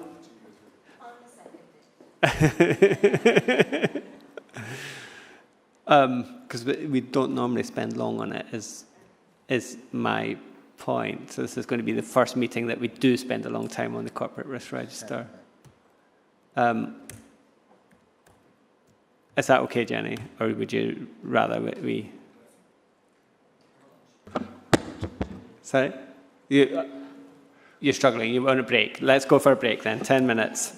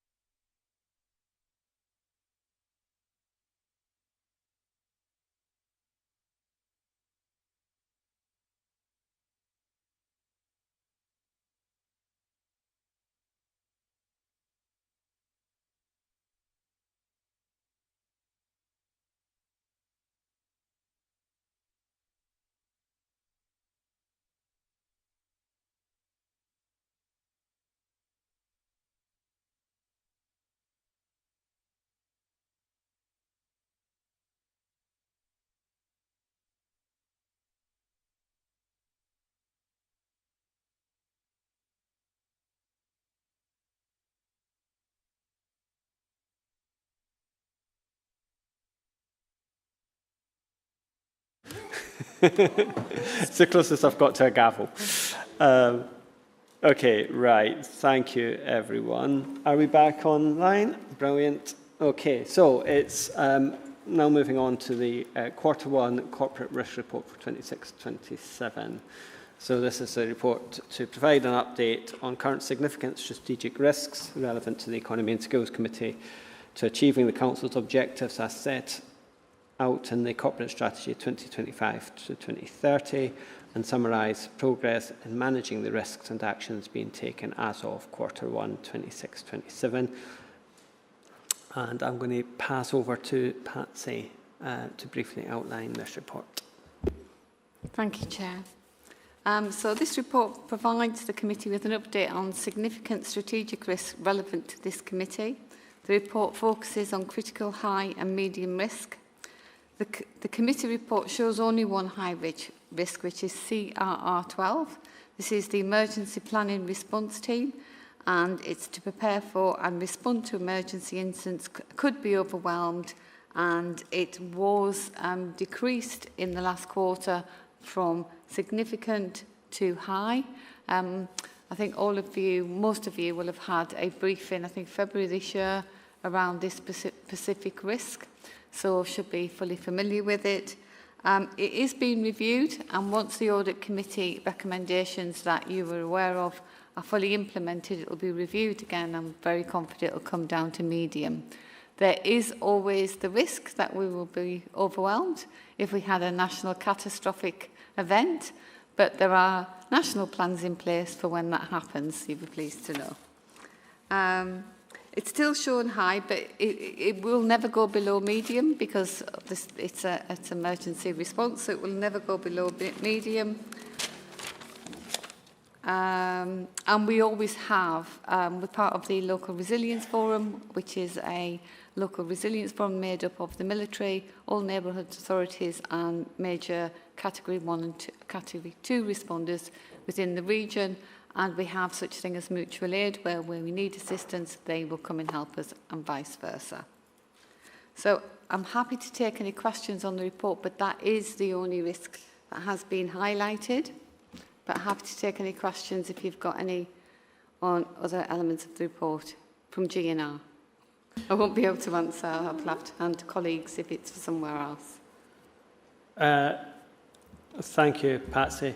I'm just going to add, I'm just conscious there when we were talking about the history of this risk, is that actually a number of members of the committee are new, so we wouldn't have had that briefing in February. So just for a bit of additional background, members, the history of this risk is that it had been, since we came into this committee system, it has been sat at 21, whilst a number of mitigation measures were put in place across the council to mitigate the risk of failing to adequately prepare and indeed respond to any emergencies. And there had also been an adverse report had gone to audit with limited assurance, which had identified a number of additional points that needed addressed. A lot of those mitigations have now happened, and therefore the score has gone down. As Patsy outlined, there will, as I understand it, there will be an updated report to audit in due course. I've asked that be circulated to members of Economy and Skills at the point that that's appropriate, as and when it goes to audit as well, so that members are kept in the loop with that. And I'm sure in due course we can also organise further informal briefings with Emma and the team to explain the details of this risk as we have done previously. So that's, with that additional context, happy to take any questions. Louis. Thank you, Chair. Sorry, you might have said already, it was a quick rush back from the break, but how did it come down from 21 to 15? So the biggest risk identified was the events and protests and emergency response requirements in Bristol has risen significantly year by year, especially the protests. We had a very small team of 3. We were fortunate enough to have a growth bid met by CLB. So last April we were given approval and budget to recruit 2 additional staff. So we kept it as it was until those 2 staff were inducted, trained and up to speed, and that's what we were able to bring it down because we had extra resource to deal with it. Thank you. And when you said it wouldn't go past medium, what score is that again? So medium, I think, is 7 till 15. I think that 14. And we're at 15 now. Okay, thanks. So it won't go any lower.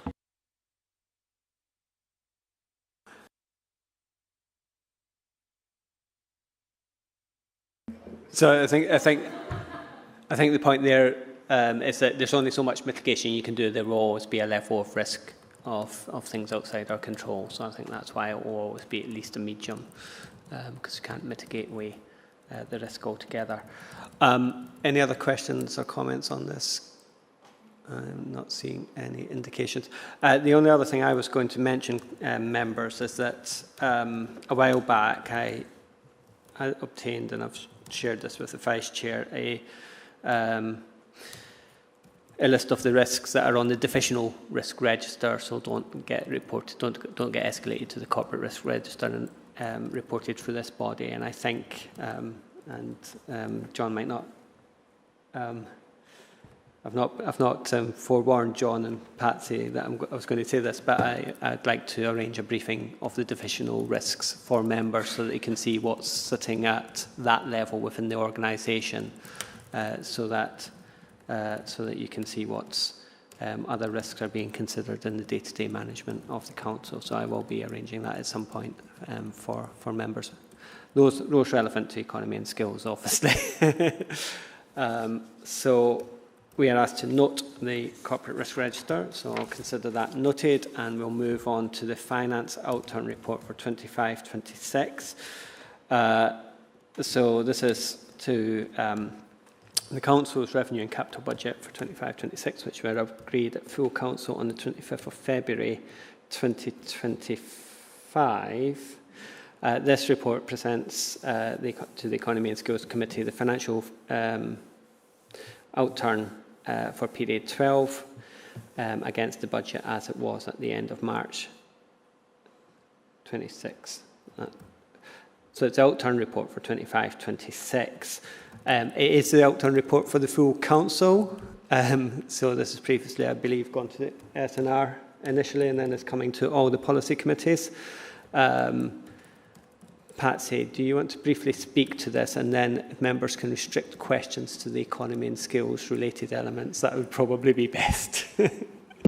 Yeah, please don't ask me budget questions on areas of the whole council, because I will not be able to answer them.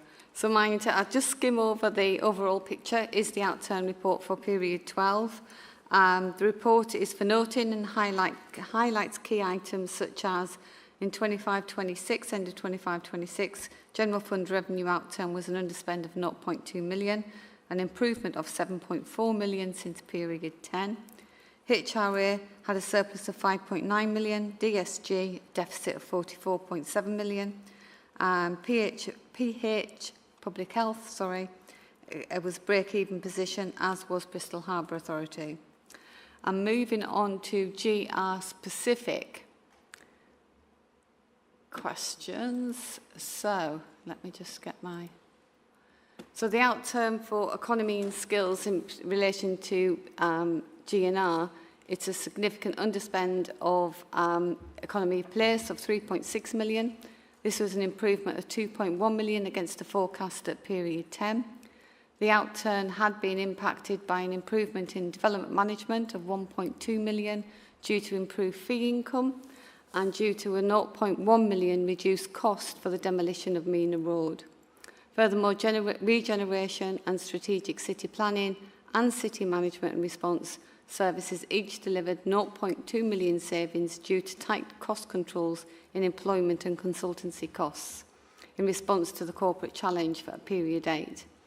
The position also includes an improvement of 1.9 million due to the anticipated payment for Temple Island that materialises and previously captured in the Risks and Ops Register, as well as residual savings on TPP grants. There have been some future risks and opportunities highlighted, such as the slowdown of economic growth, inflationary pressures that could have a significant impact on the growth expectations of economic development, as well as the impact of the Council's ability to deliver its planned regeneration projects. Signalling from the material and labour in construction due to the ongoing war in the Middle East is a substantial concern. We're already aware of substantial increases in that area. At the same time, support of key sectors that contribute to our economy is essential. Economic development and regeneration initiatives can stimulate local economies, support town centres and leverage private sector confidence. Targeted investment in skills, employment support and sector development can help residents access good quality jobs and support long-term economic resilience. Collaboration with regional partners, employers, universities and the voluntary sector strengthens delivery capacity and improves access to funding and innovation. Moving on to capital, the Economy and Skills Committee reported a 7.1 million underspend against a revised budget of 25.1 million, with the main variances relating to the following. GRO1, Strategic Property. Temple Meads Development had a variance of 2.8 million due to the Temple Island Enabling Works project underspending by 1.3 million due to reprofiling. The project is now in the defects period, with funds being returned to contingency on completion of the common infrastructure works. 26-27 capital is for protection and preservation of the site, and the Temple Quarter project reports an underspend of 1 million due to slower work progress. The second one is GR8, delivery of regeneration of Bedminster Green, had a variance of 1.5 million due to the 1.2 million on the strategic acquisitions project that had been reprofiled to 26-27 and a 0.2 million underspend on highways infrastructure. For works that are now complete, sorry, something's come across my screen.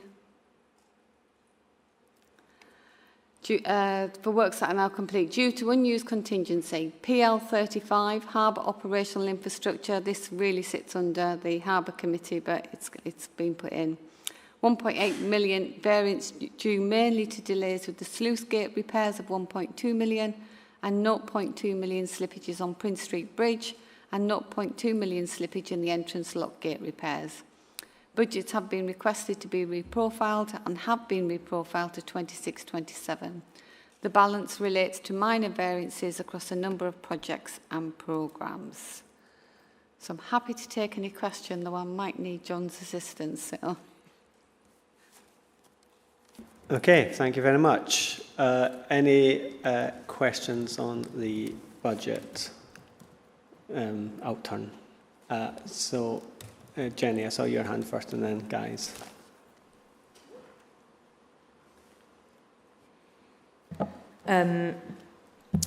Yeah, I sort of think this is an okay picture for our committee, but it's one of those things that's really difficult because we don't have very much in the way of statutory services that we have to deliver, other than the harbour stuff.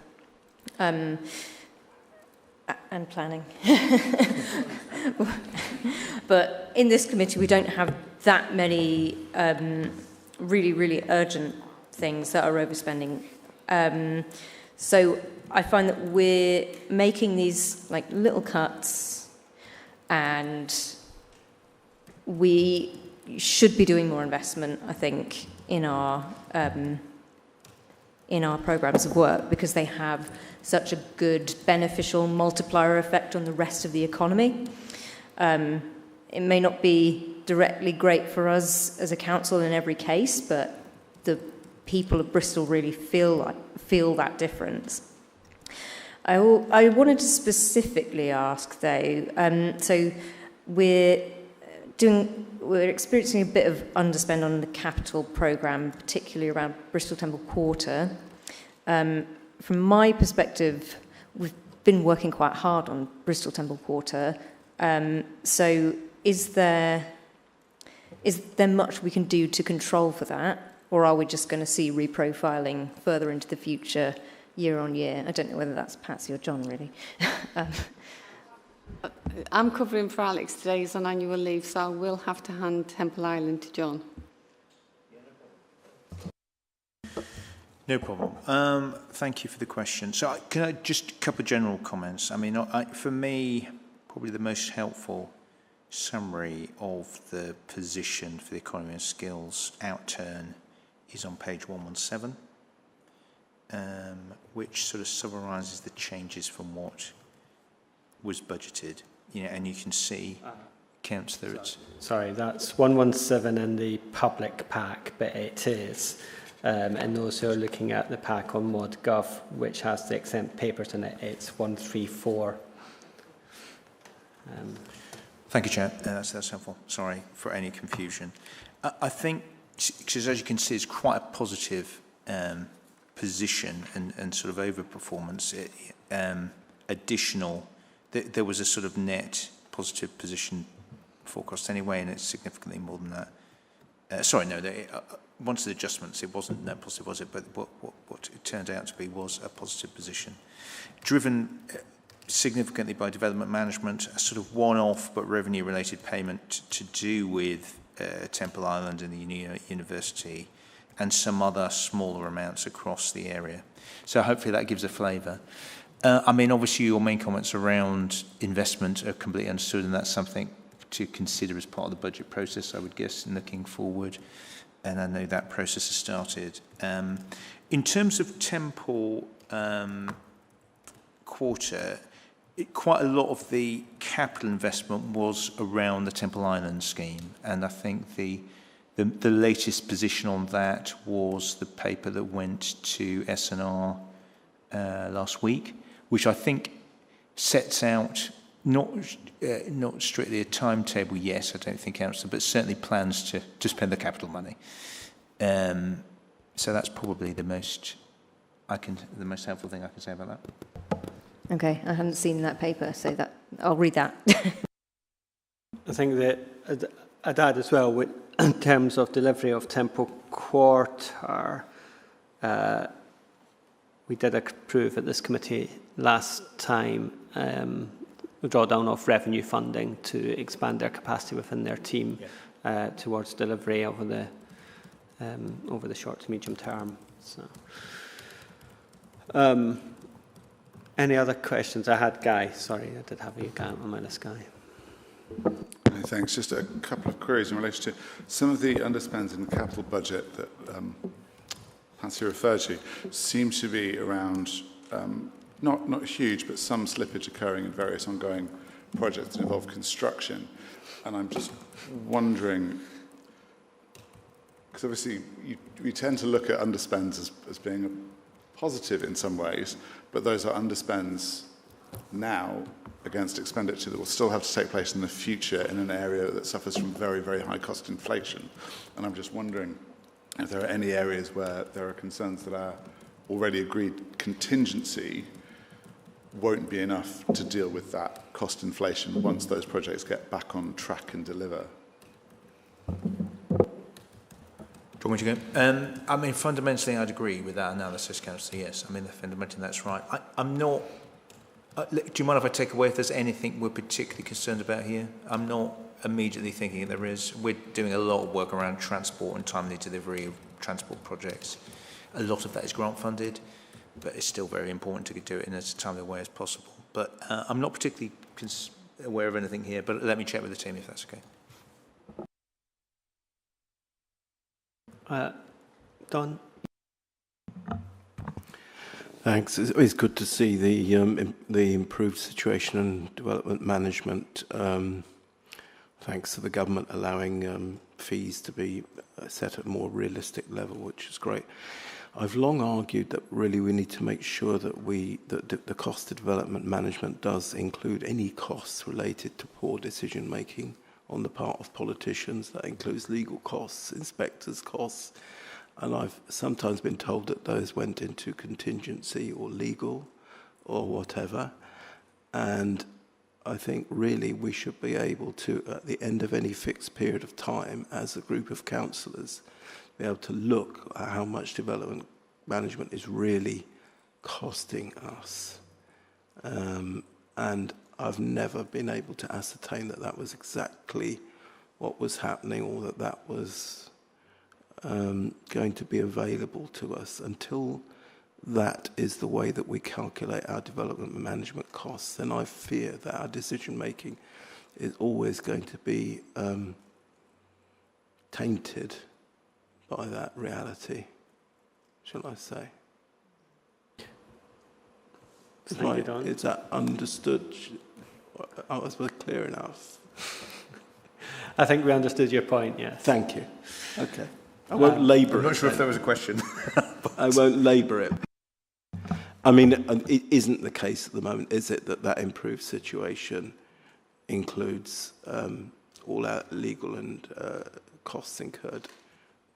As I understand it, from what I've been told before, in fact, those go into contingencies, wider corporate contingencies, etc., etc. Councillor, I think what you said is right. Yeah. I think it's fundamentally income set against costs of the team. Yeah. I think, but I'd have to double check. I'm not sure, so I can double check that if you like. Obviously, a lot of the costs that you'd be talking about would be legal anyway, which would tend to be dealt with separately from a budget point of view, I think. But yeah, I mean, I think the disadvantage of that is clear. Actually, is that we as politicians don't always pick up the full responsibility of the decisions we make. The one thing I would add to that, though, is that the increase, part of the use to which that increase in fee income went was to internal recharges to pay legal for advice on applications and other elements that hadn't necessarily and other things within the council that hadn't necessarily gone through a formal recharge mechanism before, was my understanding. Right. Yeah, I understand your point. Jenny, did you want to come in? I was just kind of not saying that I agree with Don, but to get an outcome of what Don's saying, where would that those legal and like contingency budgets be examined in the most depth? Would it be just S&R? Who kind of holds that? Yeah. I don't think it would be specifically linked to planning necessarily. It would just be looked at from a legal point of view. Chair, if you want us to do some more work on that, we can do. I can't answer the councillor's question specifically. My understanding would be as he said it, but I'm not sure about that, I'm afraid. Yeah, okay. Well, should we do some more? Yeah, we can circulate a response after.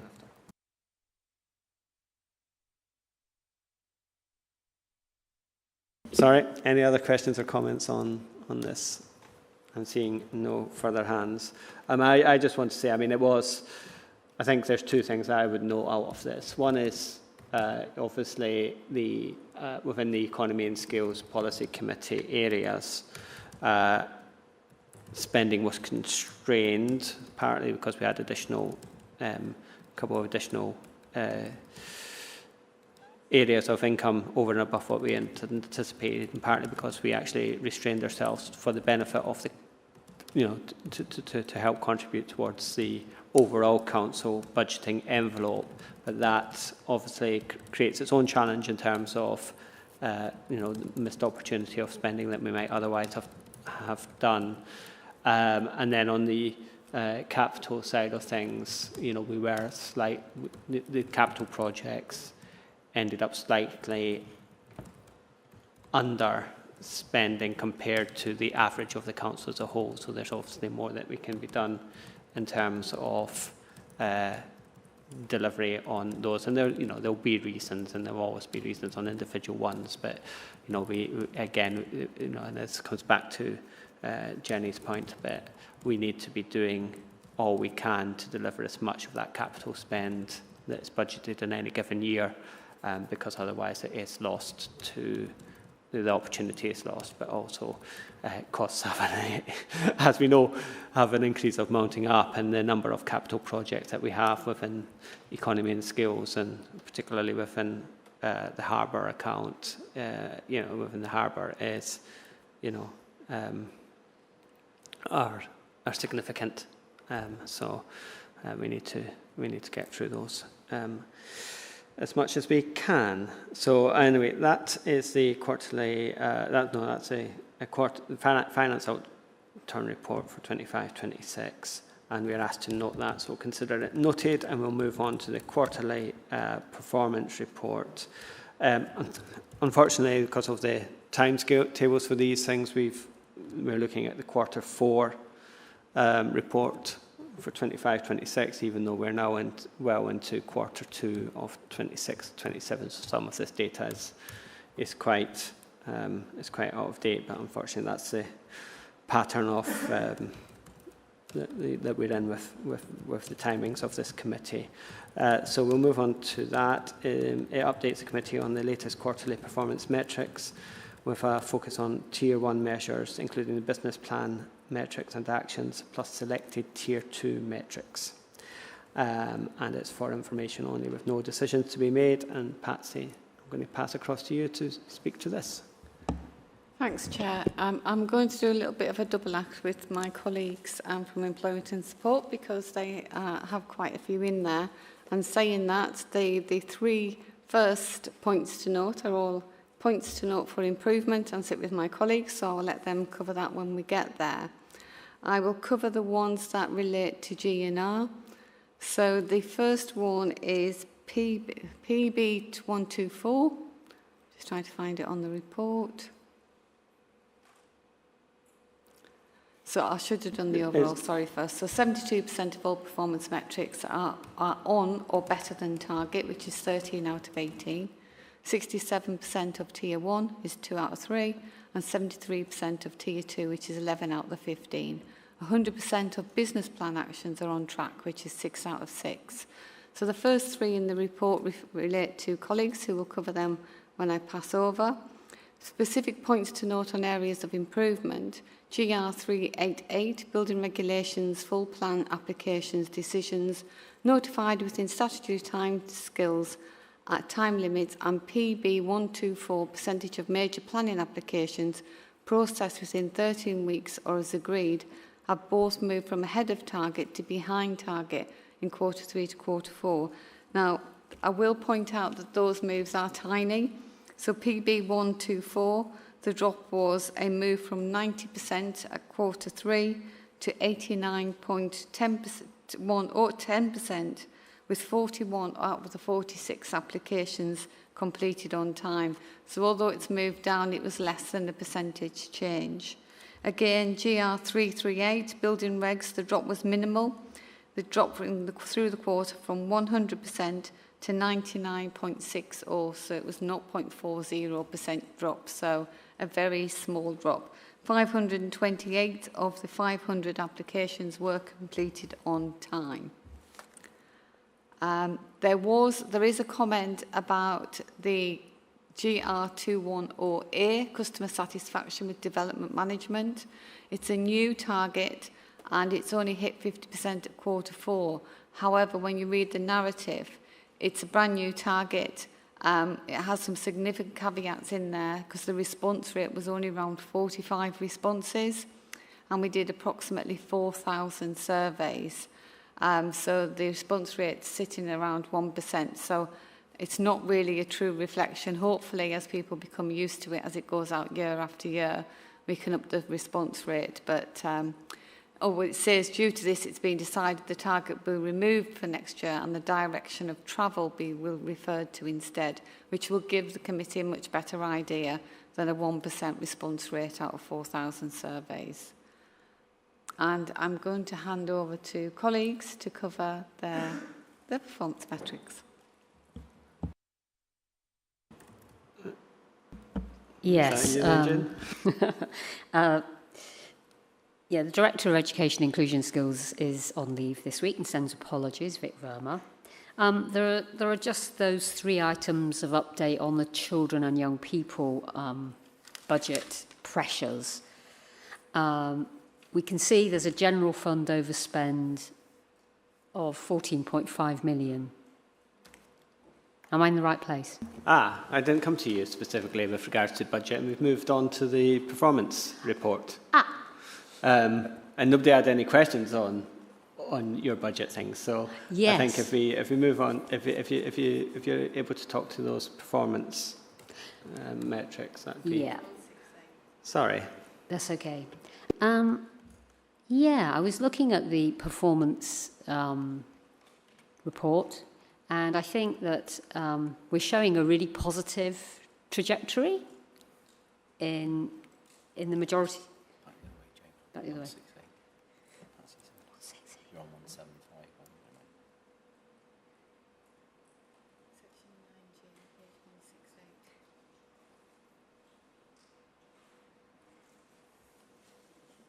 Should I read them out while Jane catches up and then she can carry on? I don't know what I'm reading out, but I'm happy to read them out and Jane can fill in the details. So there were 3 specific points to note with a focus on areas of good performance, and they were BPPM 268, number of job seekers registered and providing career advice and employment support via Bristol Skills Connect.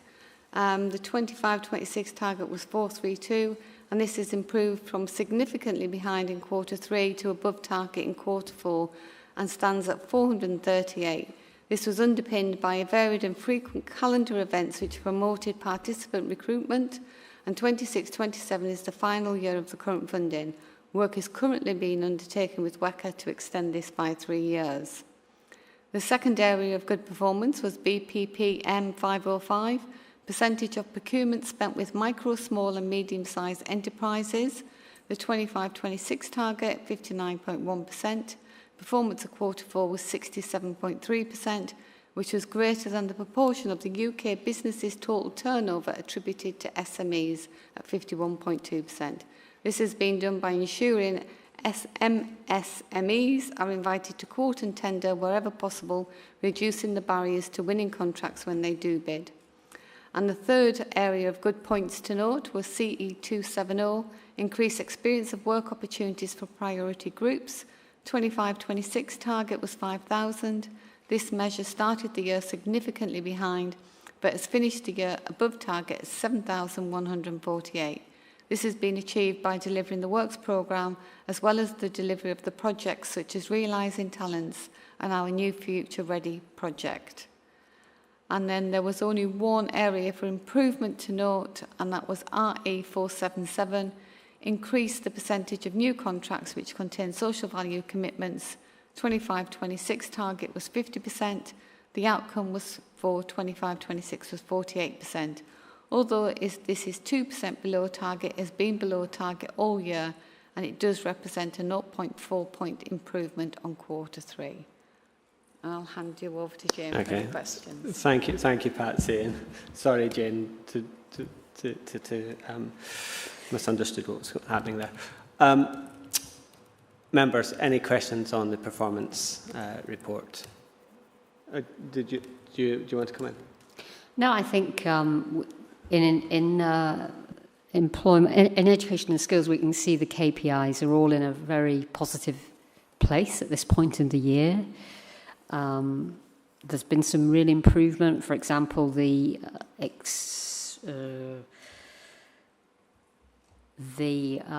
know the one that we talked about before was experience of work opportunities for young people, and that was red at the beginning of the year, and that's finishing the year in a really strong green position,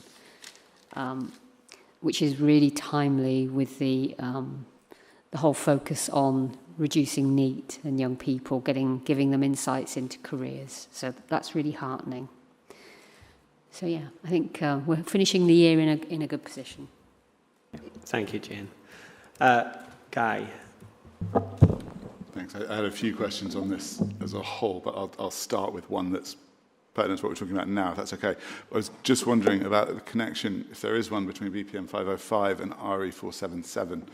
That's to say where we're more commonly procuring local SMEs or micro enterprises directly, we're not securing as many social value commitments, because in effect procuring directly in that manner is in itself contains social value. And I was just wondering if that was I identifying a trade-off there to some extent? In other words, we're not doing as well on securing social value commitments because we're not using competitive tendering processes, because we're going directly to the smaller businesses that provide greater social value.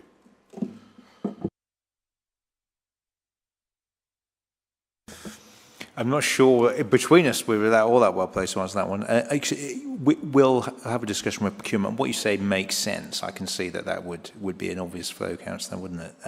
I couldn't say that's definitely what's happening there. I don't know if you can, Jane. No.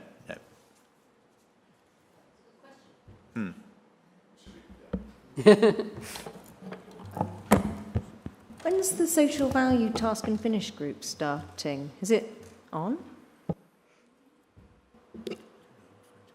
I don't know. I'm aware of it. That's something that, Councillor Shabalala was going to be heading up. So, I was slightly surprised, actually, to see these measures on here, because although they have an interest to our committee, we have no direct control over procurement, and it is, I thought, a responsibility of strategy and resources, but maybe that's something that we need to, I'm sure it's of interest to us, but it's not necessarily specifically our responsibility, but maybe that's something that we need to look at, the reporting streams for that. But in answer to your question, I'm not aware of where that's at. We will be covering that in the paper on our construction apprenticeships, because that's an issue we're dealing with regularly, and we know a little bit about where the constraints are and what the levers are in terms of what you can pull to drive that social value. So we'll come back to that. Okay, any other questions, Councillor Martin? Thank you, Chair. Going back to the customer satisfaction with development management survey, just to flag up again the 1% response rate, which is obviously far from ideal. And I'm curious why, rather than go back and try to look at different ways of engagement, we're kind of just we're getting rid of the target measure completely, and just what does it say? Direction of travel will be referred to instead. Could you provide the rationale for that? I can't give you the rationale because Alex is on leave, but I think what he's be thinking is the direction of travel will show you much better than a 1% response rate on a survey. So if they show you the improvements that are being made quarter by quarter by a graph, for instance, you'll be able to see a much better, truer picture than you would on a survey response that isn't generating a response. I wasn't part of the discussions around this. It's Alex's area. Apologies. I think this is something that members might want to come back to when we next have our half-yearly update from the planning team as well. I think the other thing I would just add on, I mean, anecdotally, I get much more positive feedback from developers than I did going back 2 years when, the feedback was much less positive, but that is anecdotal. And I think the intent with the survey was to try and get something a little bit more, systematic. But it hasn't. But I think this might be something that we need to come back to with our planning colleagues when our planning colleagues are here and explore further through the half-yearly updates that we have from them. Had Guy and then Jenny, and then. Okay, so next question, but was also in relation to this, but I just wanted to check, who is a customer for the purposes of customer satisfaction with direct development management? As in, is that just developers? Is that, we asked 4,000 developers what they thought, 45 got back to us and said... I would assume it's people who have actually submitted something through that to development management rather than random people. It'll be people who are actually using that service. I was going to say, because so as someone who submits quite a lot, I've not seen or heard or spotted that survey in my inbox, and I'm just wondering if any other councillors have, because we get quite a lot of, obviously we put quite a lot of traffic through the portal. I've not seen it. I can ask Simone and Alex to come back with a fuller response. I think we pick this up as a committee when we have our update from planning. And in the meantime, if you want to pick anything up and informally, feel free to contact me. Thanks, Chair. That does bring me to my other sort of area, which is also in the sort of development management space. In respect of enforcement, there are two metrics on this, but the one that's falling is GR331, the percentage of enforcement cases closed where a breach is identified, where formal notices were served, which is obviously NA, but with a big old red arrow next to it. And then beneath it, GR331A, reduce the number of open enforcement cases where a breach has been identified. In the narrative around that, it notes that 575 cases were closed, quarters 1 to 4. And in 159 of these cases, a breach had been identified, but in the remainder, there was no breach. I thought, that doesn't sound quite right. So I went back and checked it against the updates that Development Control had over the same period, and it looked to me, apologies, it's taking a little while to update. It's gone. Oh, it can't have gone, surely. It's gone. There it is. So yeah, the headline figure was about right, over 500. However, the biggest group in that breakdown was 168, was not expedient to pursue. Then there were 167, a relatively small number, no breach of planning occurring. Then you had 45 cases where the breach was resolved through negotiation. 35 were a minor breach. 32 were a breach, but where an application was then submitted. 7 were a breach that was resolved by a notice of prosecution. So just slightly concerned that when we're mapping it for the purposes of the performance review, report, I should say, we're not counting a significant number, it seems, of enforcement cases reported to the council where the planning department has decided not to take action, but we're suggesting that no breach has occurred in those cases, when actually it's that the planning department have decided it's not expedient to pursue.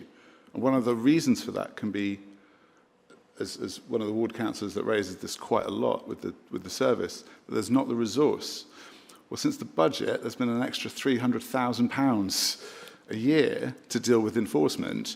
But when we look at the enforcement metric that we're also looking at today, that's down too. And I'm just wondering what we're to take about the performance of the planning department in reference to this area from this report, which also says, by the way, because the other reason we're always told that enforcement is not performing as it should be is because of the backlog, but the number of cases being determined is down too. So what's the good bit of this picture that explains why the department is dealing with things more slowly than it was, enforcing less than it was, and getting less of a result when it does? I mean, well, I think your point on whatever it's called, and I've lost it again. These sheets are terrible for finding things, aren't they? So the point on GR331A, we need to take away and make sure that is accurately outlined. You know, the narrative there reflects, whatever the actuality is, and particularly it's consistent with other reports.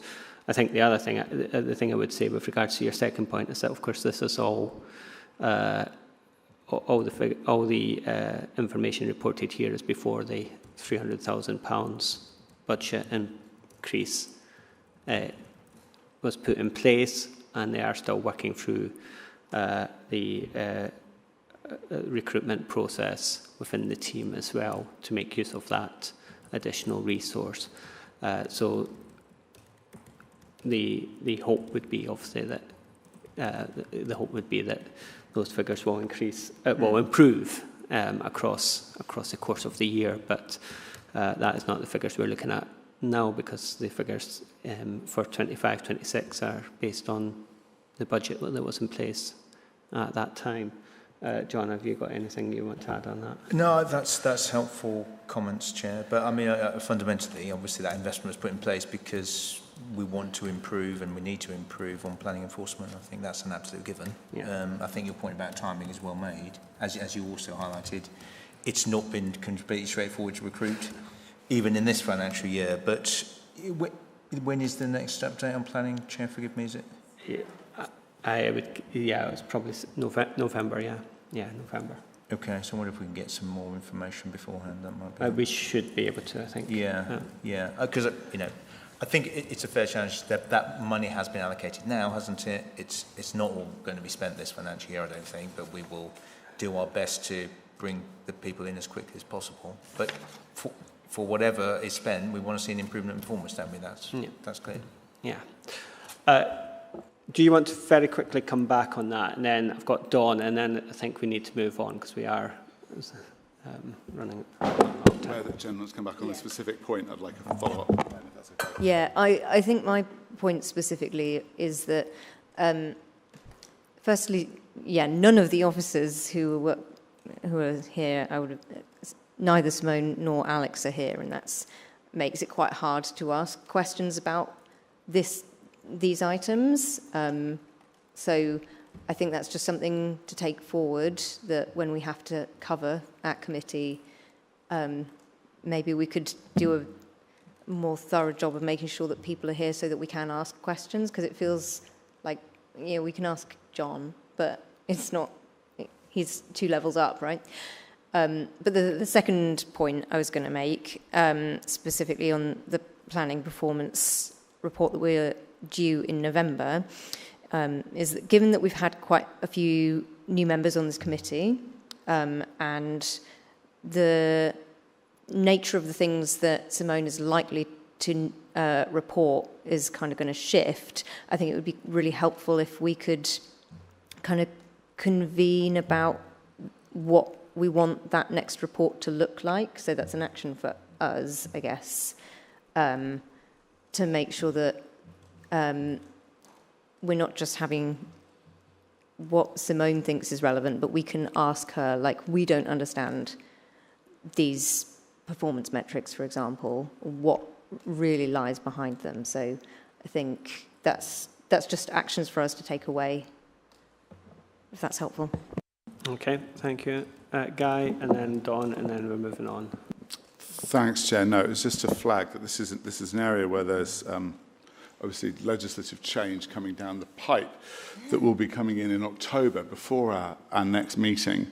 At a recent meeting of the, I was about to say DC leads, planning committee leads, there was a suggestion that some of the council's constitutional changes in respect of compliance with those new, with that new law that's coming in would be handled under delegated powers. And I just wanted to get your absolute assurance as chair that that wouldn't be the case, that any changes, constitutional or fundamental to the way that our planning system works, would either go through this committee or full council rather than be made under delegated powers.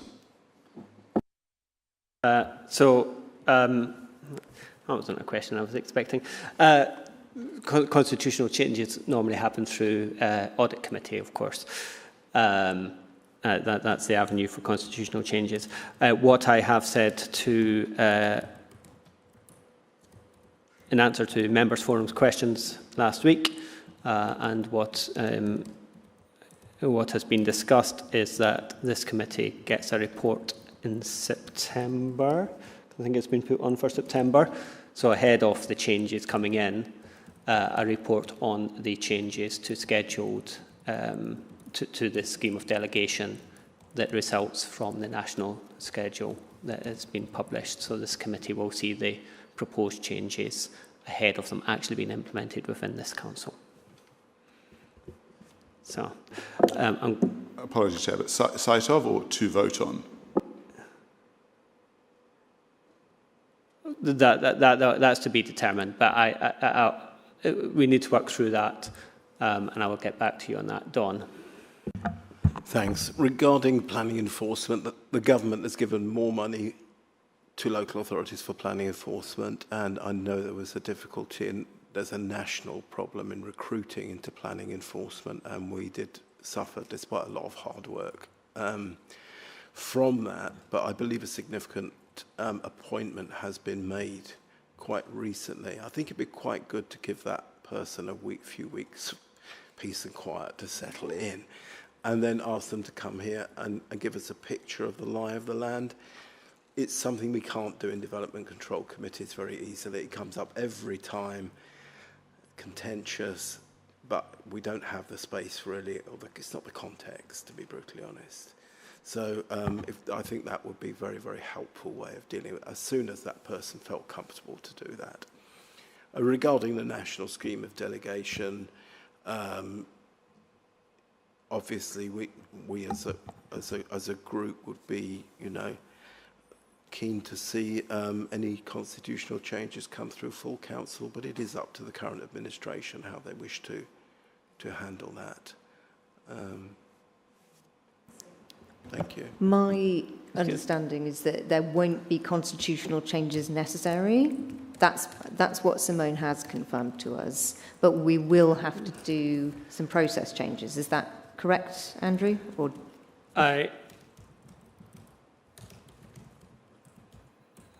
I'm not sure, frankly, but it's something we need to take away and work through. But I have committed to this committee being kept in the loop with what the national schedule of delegation means for this council, whether that's a vote or for information is will need to be worked through. Okay, I am going to close that. We're asked to note the quarterly performance report. I also just going to briefly comment on the challenge with this is, we could have all the relevant officers here, any given for the performance report, but they might not always get asked questions, and that might not always be the best use of their time. But maybe we need to think about how we manage that process as well. I'm going to move on to the DFE supported internship grant. So this report updates the committee on the decision to accept and spend Department for Education grant funding to support the delivery of 70 supported internships for young people aged 16 to 25 with special educational needs who do not have an education, health and care plan. The funding will help expand the opportunities for participants to develop skills, gain work experience and progress towards sustainable employment. And it's a for information report with no decisions to be made. But over to you, Jane. Thank you. Chair, this report is for information, and it asks the committee to note an urgent decision taken to secure £580,683 of Department for Education funding for Bristol's supported internship programme. The funding will enable us to deliver 70 supported internships in 26-27 for young people aged 16 to 25 with special educational needs who do not have an education, health and care plan. This proposal builds on a strong track record of delivery. Our initial pilot supported 15 young people, with 11 moving into paid employment. The current programme is supporting 60 participants and is achieving employment outcomes of around 80%.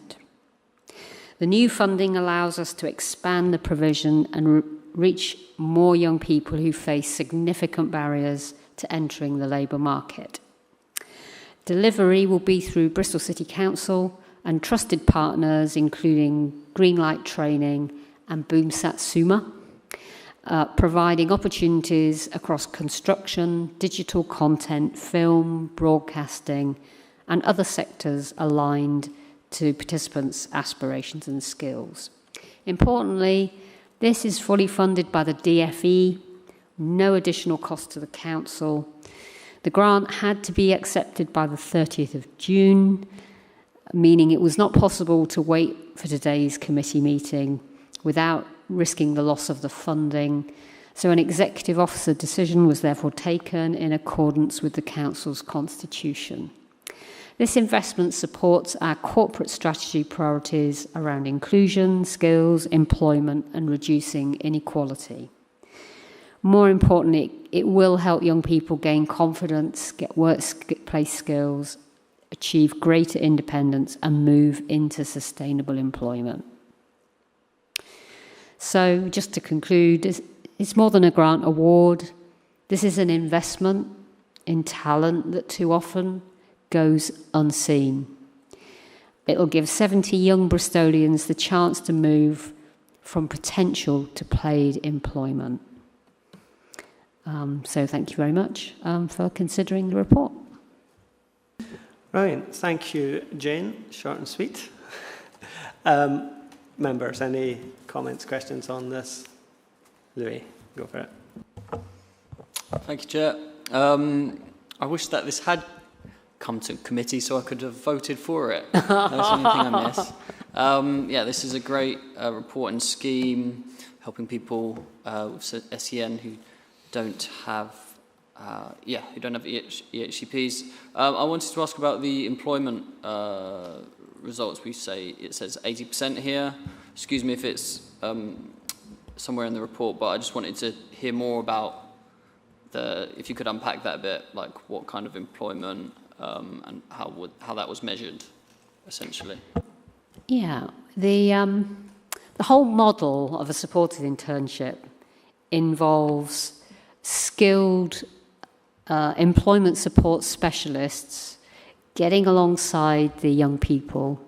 They have a training program, and they also have different work placements where they get to trial working environments, and the employment specialists work with the employees. They get alongside the supervisors. They get right inside the companies. And in effect, what they're doing is carving job roles that are accessible. And then they support the young people in carrying out the work and helping the employer understand the needs of the young person. So it's a really good, if you like, it's a brokerage service. I don't have the details of the actual jobs, but I'm very happy to provide that as a follow-up piece of information. But we have contact in my service with about 1,000 employers. We've built that up over time.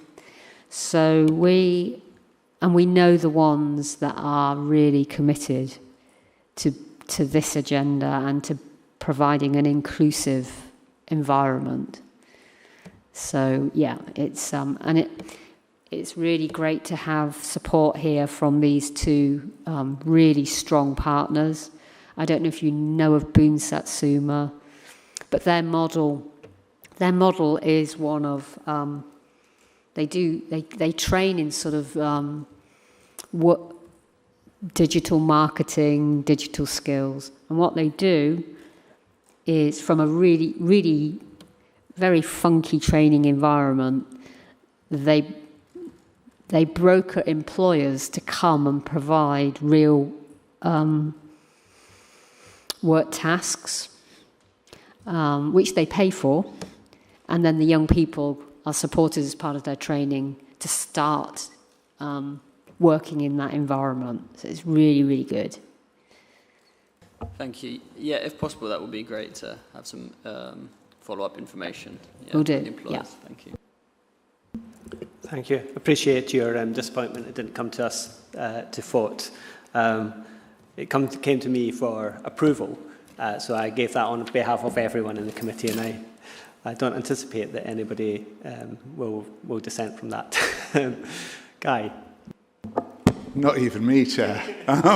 No, it's just thank you for bringing the report. It's always good to end on a real high note, and this is the second time you've done it in as many meetings, so yeah. Thank you. A gap in the market, and it's exactly, I think, the kind of really high value for investment work that this council can do in this space. A gap's been spotted, almost sort of what our friend Mr. Ackroyd was alluding to at the start of the meeting, and solved by a really imaginative and positive scheme. I wanted to ask about the Strengthening Apprenticeship Delivery through Employment and Skills Plans paper that's attached. That's the next paper. That's the next paper. Apologies. I'll wait. Also great. And then you get social value as well. Wow. Preview of what's coming. Okay. I'm not seeing any more hands for the supported internship grant, so we're just asked to note that because we have, because of the circumstances, so consider that noted, and we'll move on to the construction skills and apprenticeships on Site Bristol's 30-year journey. So this report provides an overview of On-Site Bristol's 30-year contribution to developing Bristol's construction workforce and outlines its current delivery model. It examines the relationship between On-Site Bristol and Building Bristol, highlighting opportunities to strengthen apprenticeship delivery, social value outcomes, planning obligations, and employer engagement on major developments.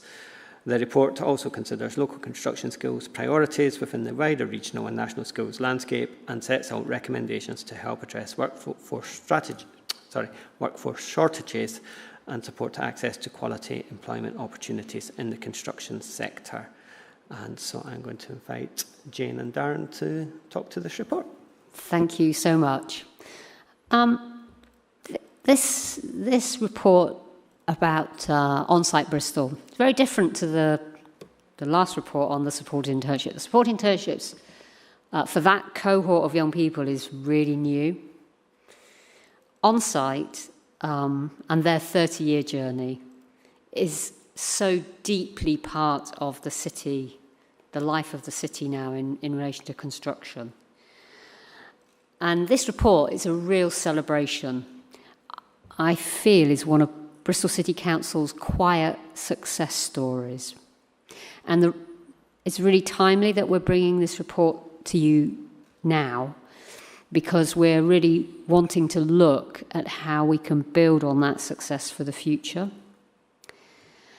And for 30 years, On-Site Bristol, under the really effective leadership and management of Darren Perkins, the manager.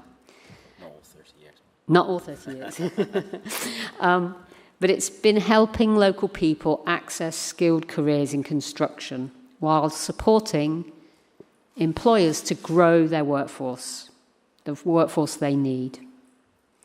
And long before apprenticeship, social value and skills shortages became national priorities, Bristol and Bristol City Council was already delivering practical solutions. Today, as the city embarks on major housing, regeneration and infrastructure projects, the question is not whether we have a successful model. The question is how we use the model more strategically to ensure Bristol's growth creates opportunities for Bristol residents. So, the story so far. Since 1996, On-Site has supported more than 2,000 apprentices to completion, working with over 250 employers and supporting around 350 apprenticeships every year.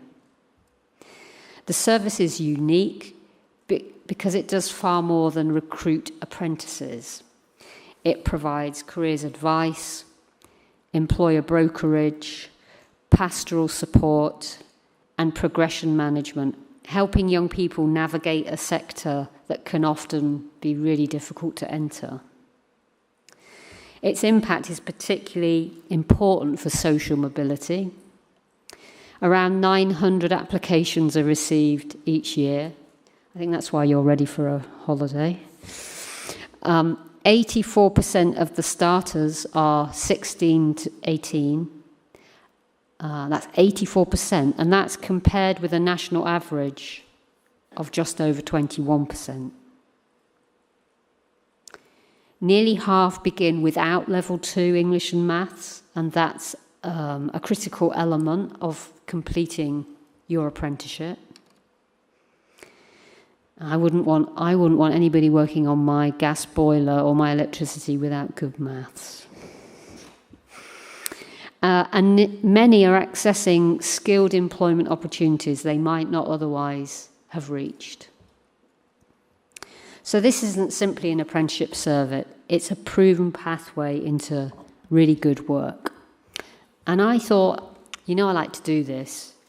We would bring a couple of short case studies just to bring the report to life. So Darren is going to give you a couple of insights. One is an apprentice, and the other is an employer. Thanks, Jane. Okay. So, first of all, I'd like to talk about Ellie. For those of you who've got access to the source, I guess some of you have, I'm not sure, but we had a blog up there last week under Celebrating Success. So I might be repeating some of the stuff you've read, but it's sort of, this is part of a sort of dialogue, really. So Ellie is studying a level 3 craft bricklayer apprenticeship and was named this year on Site Bristol Apprentice of the Year. Her route into the trade began in 2022 when she attended an on-site Bristol opening evening, unsure whether construction was the right environment for her. Ellie met on-site Bristol staff and a lovely guy called Nick Taylor, who ran a business called Blazing Trowels, a small bricklaying contractor. That introduction helped Ellie understand the apprenticeship, the application process, and what working on site might be like. Ellie said, "I remember feeling nervous, but I knew I wanted to follow my father's footsteps and become a bricklayer. That conversation helped build my confidence. I knew then I could do it." After Ellie applied and was assessed, On-Site Bristol followed up their meeting at the open evening by sharing her CV with Nick Taylor. He further interviewed and offered an apprentice bricklayer role with Blazing Trowels. And this is how On-Site Bristol connects motivated young people with smaller construction employers who may otherwise find recruitment difficult to navigate. Ellie remembers the early days as challenging but positive. It felt a lot for a 16-year-old. I was nervous and climbing the ladder onto the scaffolding really scared me, but everyone treated me so well and helped build my confidence while I was learning the basics. Since then, Ellie has grown into a skilled and confident apprentice, able to complete challenging decorative and feature brickwork to a high standard. She said, "I'm in my third year now and I feel much more confident taking on any challenge on site. To know my work will probably still be there for the rest of my lifetime and beyond makes me feel amazing." So Ellie's now focusing on completing a level 3 craft bricklayer apprenticeship and continuing to build her skills or open a career in its future. Of course, in the equation, parents come into it, and Julie Bush, Ellie's very proud mum, has seen the impact firsthand. She said, "I've been so impressed by the support and training On-Site Bristol have provided.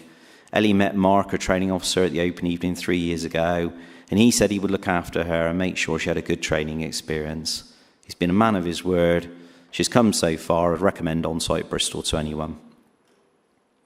Anyhow, Ellie's story shows what happens when a young person is connected to the right employer at the right time, but that connection only happens because employers are willing and able to take apprentices on, and increasingly that needs lots of active support, especially for small businesses.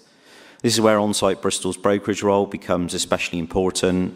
We work with local construction SMEs and also with much larger concerns as well. And our sister programme, Building Bristol, helps lead developers turn planning stage social value commitments into practical opportunities for local people.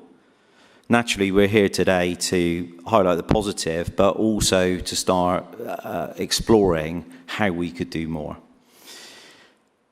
So I'd just like to quickly highlight an employer, so an employer partnership. Now, you may have heard this company mentioned a lot because they are beacons, actually, of success in terms of apprenticeships. Jeff Way Electrical Services, now the mainstay of the Jeff Way Group, have been active in apprenticeships since the late 1990s. The company originally was formed in the 70s. And it's got a close working relationship with On-Site Bristol.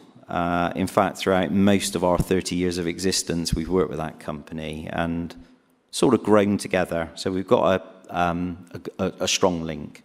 And the company was founded as a family business by Jeff and Jean Way. It grew steadily by investing in local talent, seeing apprenticeships as part of a sustainable business model. Jeff attended Hartcliffe School, as was, and he made a clear commitment to reinvest in local talent from the area, an approach which has been continued by his successors, who are new directors of the company, are Jeff and Jean's children. The company remains an SME, but like many growing businesses, its annual wage bill now exceeds £3 million. This makes it a levy-paying apprenticeship levy payer.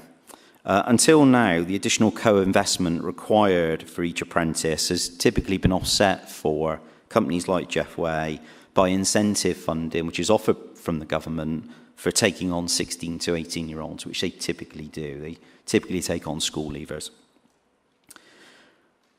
Now, nationally, before 2017, SMEs employing under 19s on level 2 and level 3 vocational schemes accounted for approximately 80% of apprenticeship starts. Today, under 19s, as Jane mentioned, make up just 20%. And recent statistics from the government show that level 2 schemes, numbers of enrolments are diminishing. They're reducing, they're being lost. And these are really useful entry routes for people into employment. So this suggests that the system is becoming less accessible to young people and smaller employers. In Bristol's construction centre, I would say it, Site Bristol has helped maintain that support and broker SME recruitment. And as Jane said, over 80% of Site Bristol apprentices are under 19, and 88% of our employers are SMEs.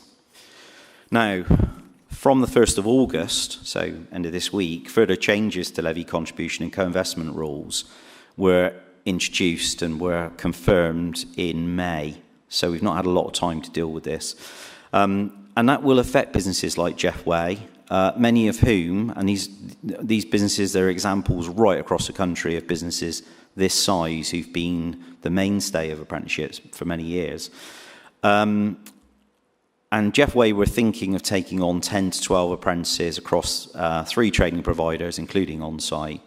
But the changes to the government rules means it would have cost them £40,000 to £50,000 in additional annual costs. That's alongside national insurance contribution increases, which don't affect apprentices, but do affect the whole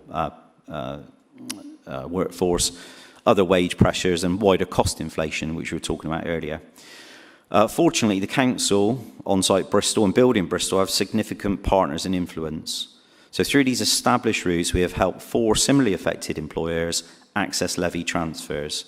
Now, these levy transfers are crucial because they allow large employers to gift levy funds where they've got excess funding, and they remove additional costs from the SMEs.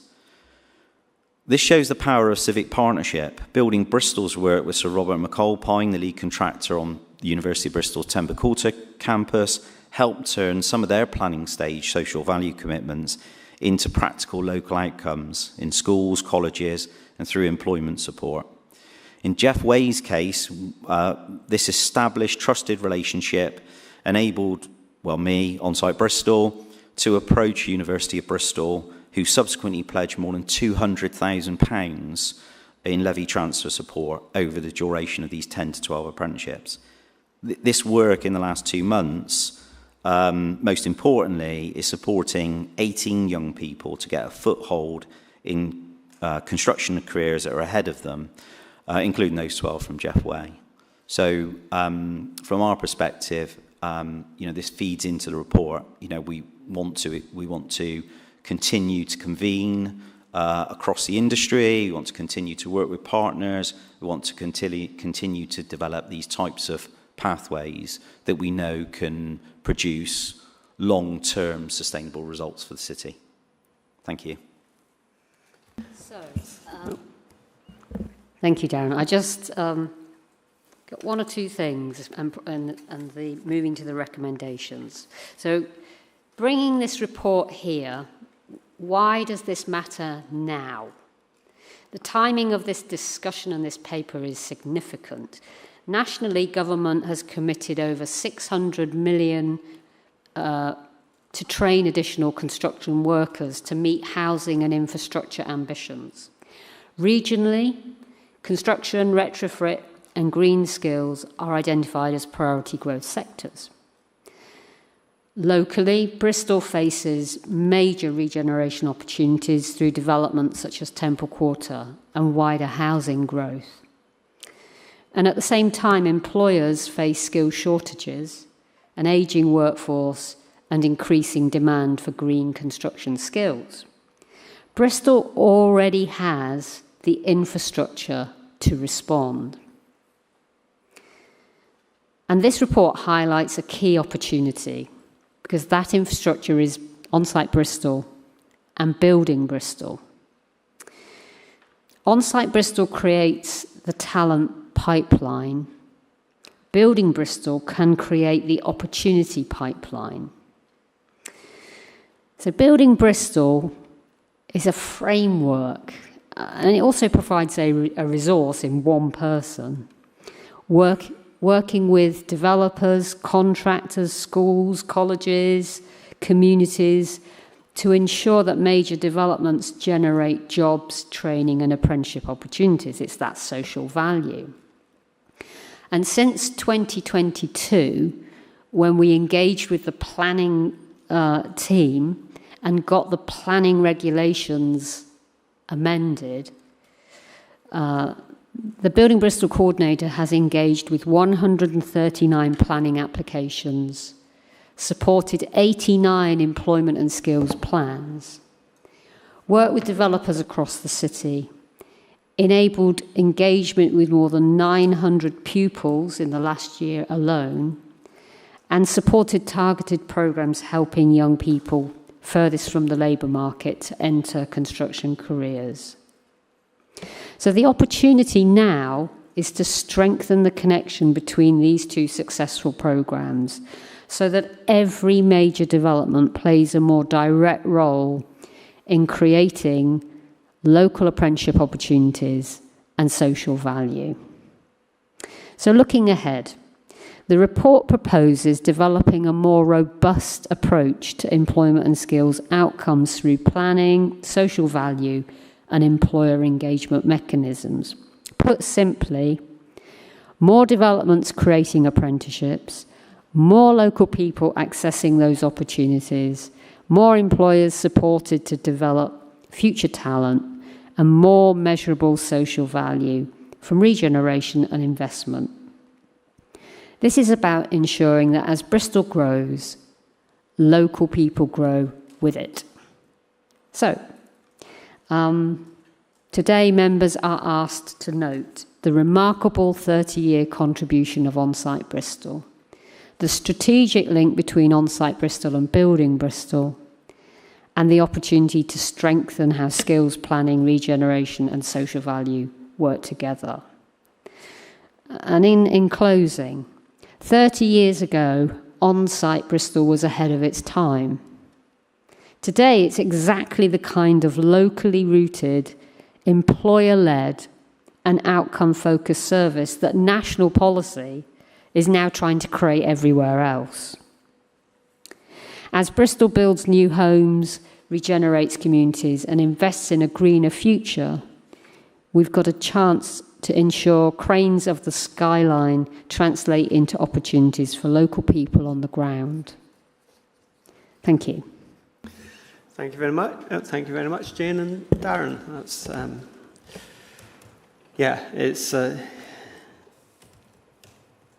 it's great work and it's great, and those are big challenges and big questions that that you posed there at the end. So I can see Guy's hand, and I think Guy had come in on the previous report thinking it was this, so I'm sure he's got something prepared. And then I've seen Louis and Jenny. Thanks, Chair. In respect to the first two recommendations, I suggest an amendment, but I won't, to note and celebrate the report and the strategic link, because I think we all do. As you say, this is one of our... I'd say it's a quiet success is one thing. It's far too quiet It's something we should be shouting about far more loudly than we do. In respect to the third, I read with great interest the report from prepared by Building Bristol, the Strengthening Apprenticeship Delivery Through Employment and Skills Plans. What stage? How fast can we say yes? What hoops do we need to jump through to make this happen? I say this because as someone who's occasionally clashed with colleagues on this point, but for me the biggest constraint to positive sustainable growth in this city is the costs associated with the supply side of construction. It's not land value, although we're constantly told that it is. It's not over-regulation, although we're constantly told that it is. It's that if we really want to make the best of construction, it means maximising that social value and making sure that those wages for building those things and the wealth, the ownership of those things stays in the city. This is one of the first reports I've ever seen, if I'm honest, that creates a genuine link there and says, this is the gap we have to plug. This is how we'll do it. Brilliant. What do we have to do to say yes to this? We could move to a vote. I'll start. So it's amazing, isn't it, when you think for a long, long time we were butting our head against an immovable, can't do that. And then it took a change in leadership. It took a change in personnel and somebody with a mindset who said, yeah, let's see if we can do that. And that was the planning strategic officer that joined the council and held our hand through the machinations and the processes to actually change kind of wording in the rules so that we could start to impose a levy and a requirement on developers. And I think we're at that point now where we've learned a lot.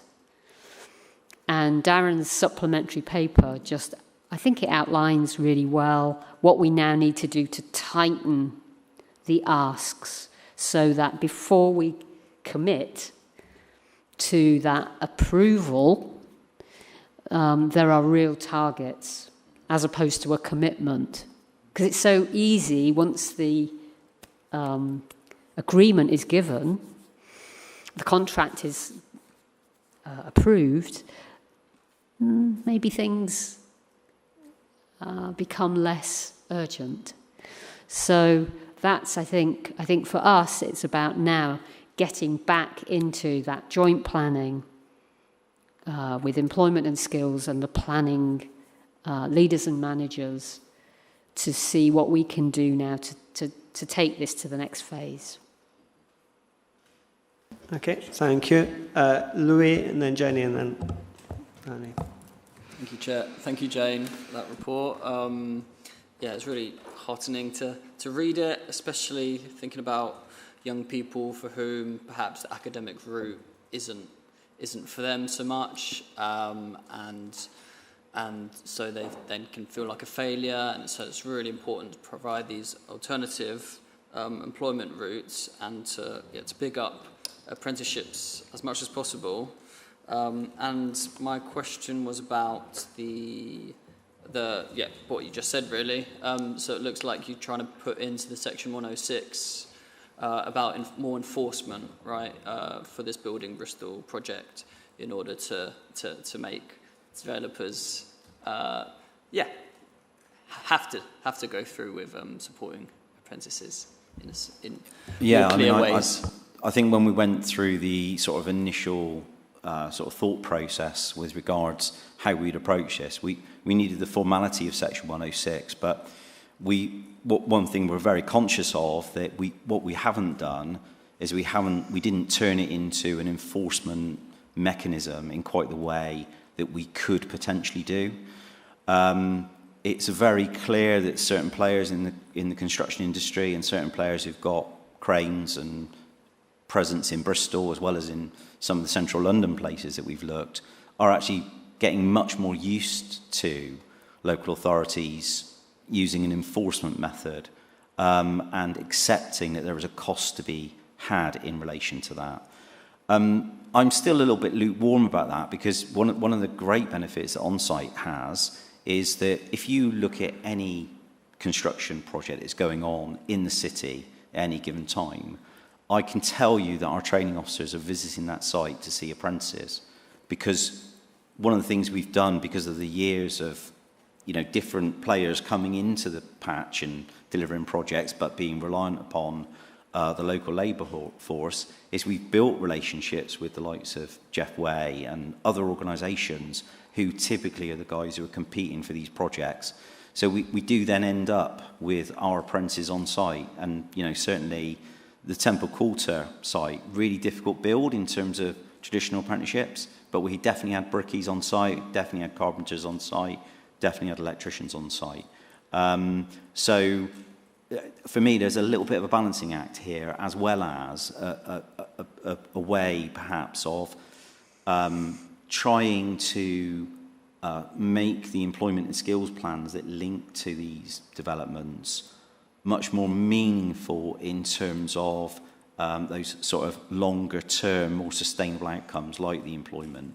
And one would hope then that when we look at things like a supported internship program, we could then look to see whether or not that type of activity could be supported as well as part of this wider initiative. But it is difficult when you're dealing with large concerns. Large construction concerns do not employ many people, particularly not locally and particularly not tradespeople. They come in, they bring in agents, they bring in local labour from our subcontractors. So the more that we can do as a city to help the subcontractors, the tier 2s, tier 3s, 4s and 5s, to gain the right skills and get the right people on board, the more vibrant we can make the industry in terms of skills development. And who knows, out of that may come a super-sized developer.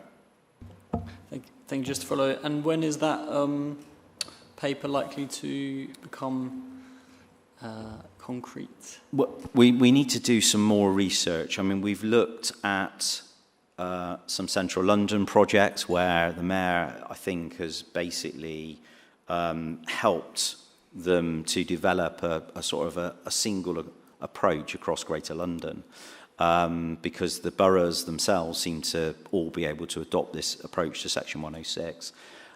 We've started some conversations with South Wales, because interestingly they seem to be similarly doing other things, and we're also going to be looking at some other areas. So it's going to take a while, because as Jane said, Building Bristol is managed jointly really by me a little bit, 0.5 a week or something, and Donna, who is the Building Bristol coordinator, who is also 2 days a week seconded to Temple Coulter and the LLP there.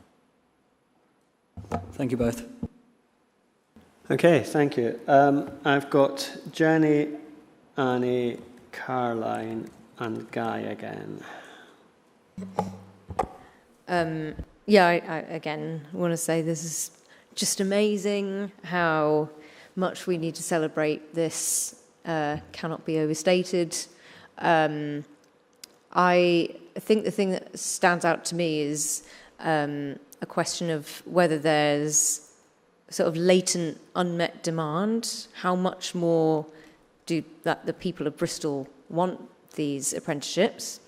And then how do we grow the service to meet that? Because it seems like this is really aligned with everything that's going on nationally, so obviously we want to support it to do more. Yeah, I mean, there's undeniably latent demand. I mean, we receive 900 applications a year and we start about 100 young people on apprenticeship programs. Having said that, we've always seen part of our role, and this is reinforced by being part of ESL and being part of the council, our role was as much about promoting apprenticeships as it is about promoting on-site Bristol specifically. So when we were negotiating with the University of Bristol regarding the levy gifting, we didn't say to them, look, only support the on-site Bristol apprentices. What we wanted them to do was support the company, support the initiative, support the means. We dedicate quite a lot of time to outreach. We go to every school in the city at least 3 times a year. We attend all their major events and we have our own open evenings. We're really keen on promoting apprenticeships in broad terms. And this includes, we get involved in any local initiative that might be around informing parents about apprenticeships, whether they're construction or butchery or whatever. And I don't know why I chose butchery then, sorry. So, yeah, I think there is clearly latent demand. I think the question in my mind, though, is always about how can we make sure that we don't adversely affect parts of the system by, you know, if we expanded too much as in terms of on-site Bristol, would we then, you know, affect the other elements? And I work closely with all of our local FE colleges, lots of independent training providers who help support our programme. And we work together in competition, but also in partnership. It's not always harmonious, but it works, and it generally works for local people. The other statistic from last year is we looked at recruitment from last year. There was over 800 applicants, about 860 applications. Of those, we assessed just about 300 of them as people who were ready for an apprenticeship, weren't ready, able to enter into the apprenticeship. And of those 300, 112 started on our programme, and over 130 actually went on to other schemes, including with British Aerospace and Rolls-Royce, but then on to other construction-related schemes. So we feel that, you know, this is part of what On-Site Bristol and the council can offer. We can offer this support, wider support, and schools certainly welcome us whenever we knock on their door. Thank you. I've got Annie next. Thank you. Well, just to echo what everybody else has said about this being an amazing report and great work. And then the only other additional thing I say, I think, and we get a lot of officer reports, this is the most engaging and informative report that I've had the pleasure of for a very long time. So I think, thank you very much. And can we note that, can more people be like Jane and Darren because they're brilliant and giving their... Thank you. Thank you very much. I then had Caroline. Yeah, I think Jenny said some of the stuff that I wanted to say. I think does the other questions is the mix of trades match actually what we need in the city, or is that down to what people want to do? And how can we get more women into construction? Yeah, well, I mean, at the moment, the mix of trades for on-site works in terms of what's available and what can be delivered. Sometimes with small businesses, we do have to work with them to decide what is the best route. And interestingly, actually, Jeff Way is an example. 2 of their apprentices won't be coming through us because we're not offering the scheme, but actually we've recruited the young people for them, so we've helped them in that way. It's developing slowly. Apprenticeship standards do not change very rapidly. It's been a great frustration that we've not had more information and requirements with them around things like green skills and retrofit. With our partners, we've actually introduced some modules on that within the scope of the funding that where we're allowed to. And yeah, how can we get more young women into construction industry? I mean, this is one of the reasons why we're highlighting Ellie's case, because when I came into on-site in 2007, we had a young girl who was working as a bricklayer. She actually ought to be a national icon for other apprentices. Liz was on a bricklaying apprenticeship like Ellie. She is now managing the largest housing development in the UK on behalf of Taylor Wimpey plc, with whom she's worked throughout her career. I got to a point with Liz, though, where she got fed up with us using her to advertise things. As part of the 30th anniversary, I've left it fallow for a while. I'm asking her to come back because I think she's got a really strong message. So we certainly need those icons. I think the other thing is that this is another reason why the Building Bristol strengthening is important, because when the Olympics happened in 2012, London set its stall around trying to encourage more women into construction, and a national scheme called Women into Construction was set up, a charity. It managed to exist for about 4 or 5 years after 2012 had completed. But you can imagine there was lots of money in London floating around at the time. It was well funded, and they ended up becoming unviable. They couldn't continue to do it. I mean, we're really proud that we get 4 or 5, maybe 6, 7% of our apprentices as young women each year. That really is, completely different than the national average in terms of people working in those trades. And the other thing I would say, one really bright thing that's happening, and it doesn't affect our programme, our on-site programme, but it's definitely an area where construction has raised the ante and has improved the game, is that when we look at degree apprenticeships in construction, women are really competing and are really getting opportunities. And we've got some really notable examples in Bristol at the moment where when you look at people who are on their building surveying programmes, their site management programmes, their design programmes, it's a very good split of women, men, and might I say also people from minoritized ethnic communities. The one group, I think, which still struggles immensely, well, there are 2 groups actually who struggle immensely with apprenticeships. First of all, care experienced people. They really struggle often statistically to gain apprenticeships. And it's not actually necessarily about gaining the apprenticeship, it's about sustaining it for a period of time, often. And people who are disabled as well. There is a much lower uptake of apprenticeships nationally amongst disabled people. And again, we want to try and support people by offering them the programmes that are right. We're about to launch a new scheme called Foundation Apprenticeships, as mentioned in the report. That's an entry-level scheme. It's aimed at trying to get people work ready through being at work and in employment. So it doesn't focus on English, maths, or trade skills specifically. It focuses upon all those things that were important when people started YTS schemes and things in the past. Just being at work was important. Getting into the ways and means of succeeding, doing the right thing, following instructions, those types of things. Thank you very much, Darren. Guy. Thanks. Preempted my question ever so slightly, but I was going to note members of this committee are all councillors, corporate parents. And I wasn't sure if there was a direct link between this scheme and the looked after children for whom we are their corporate parents.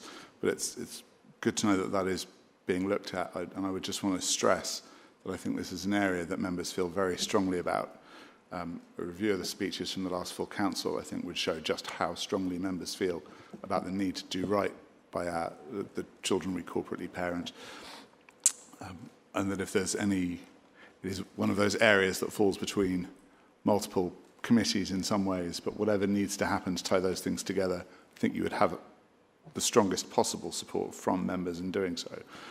The other thing I just wanted to reflect on was I completely concur with the spirit of what my colleague, Councillor Martin, said about the sort of academic track versus the apprenticeship track.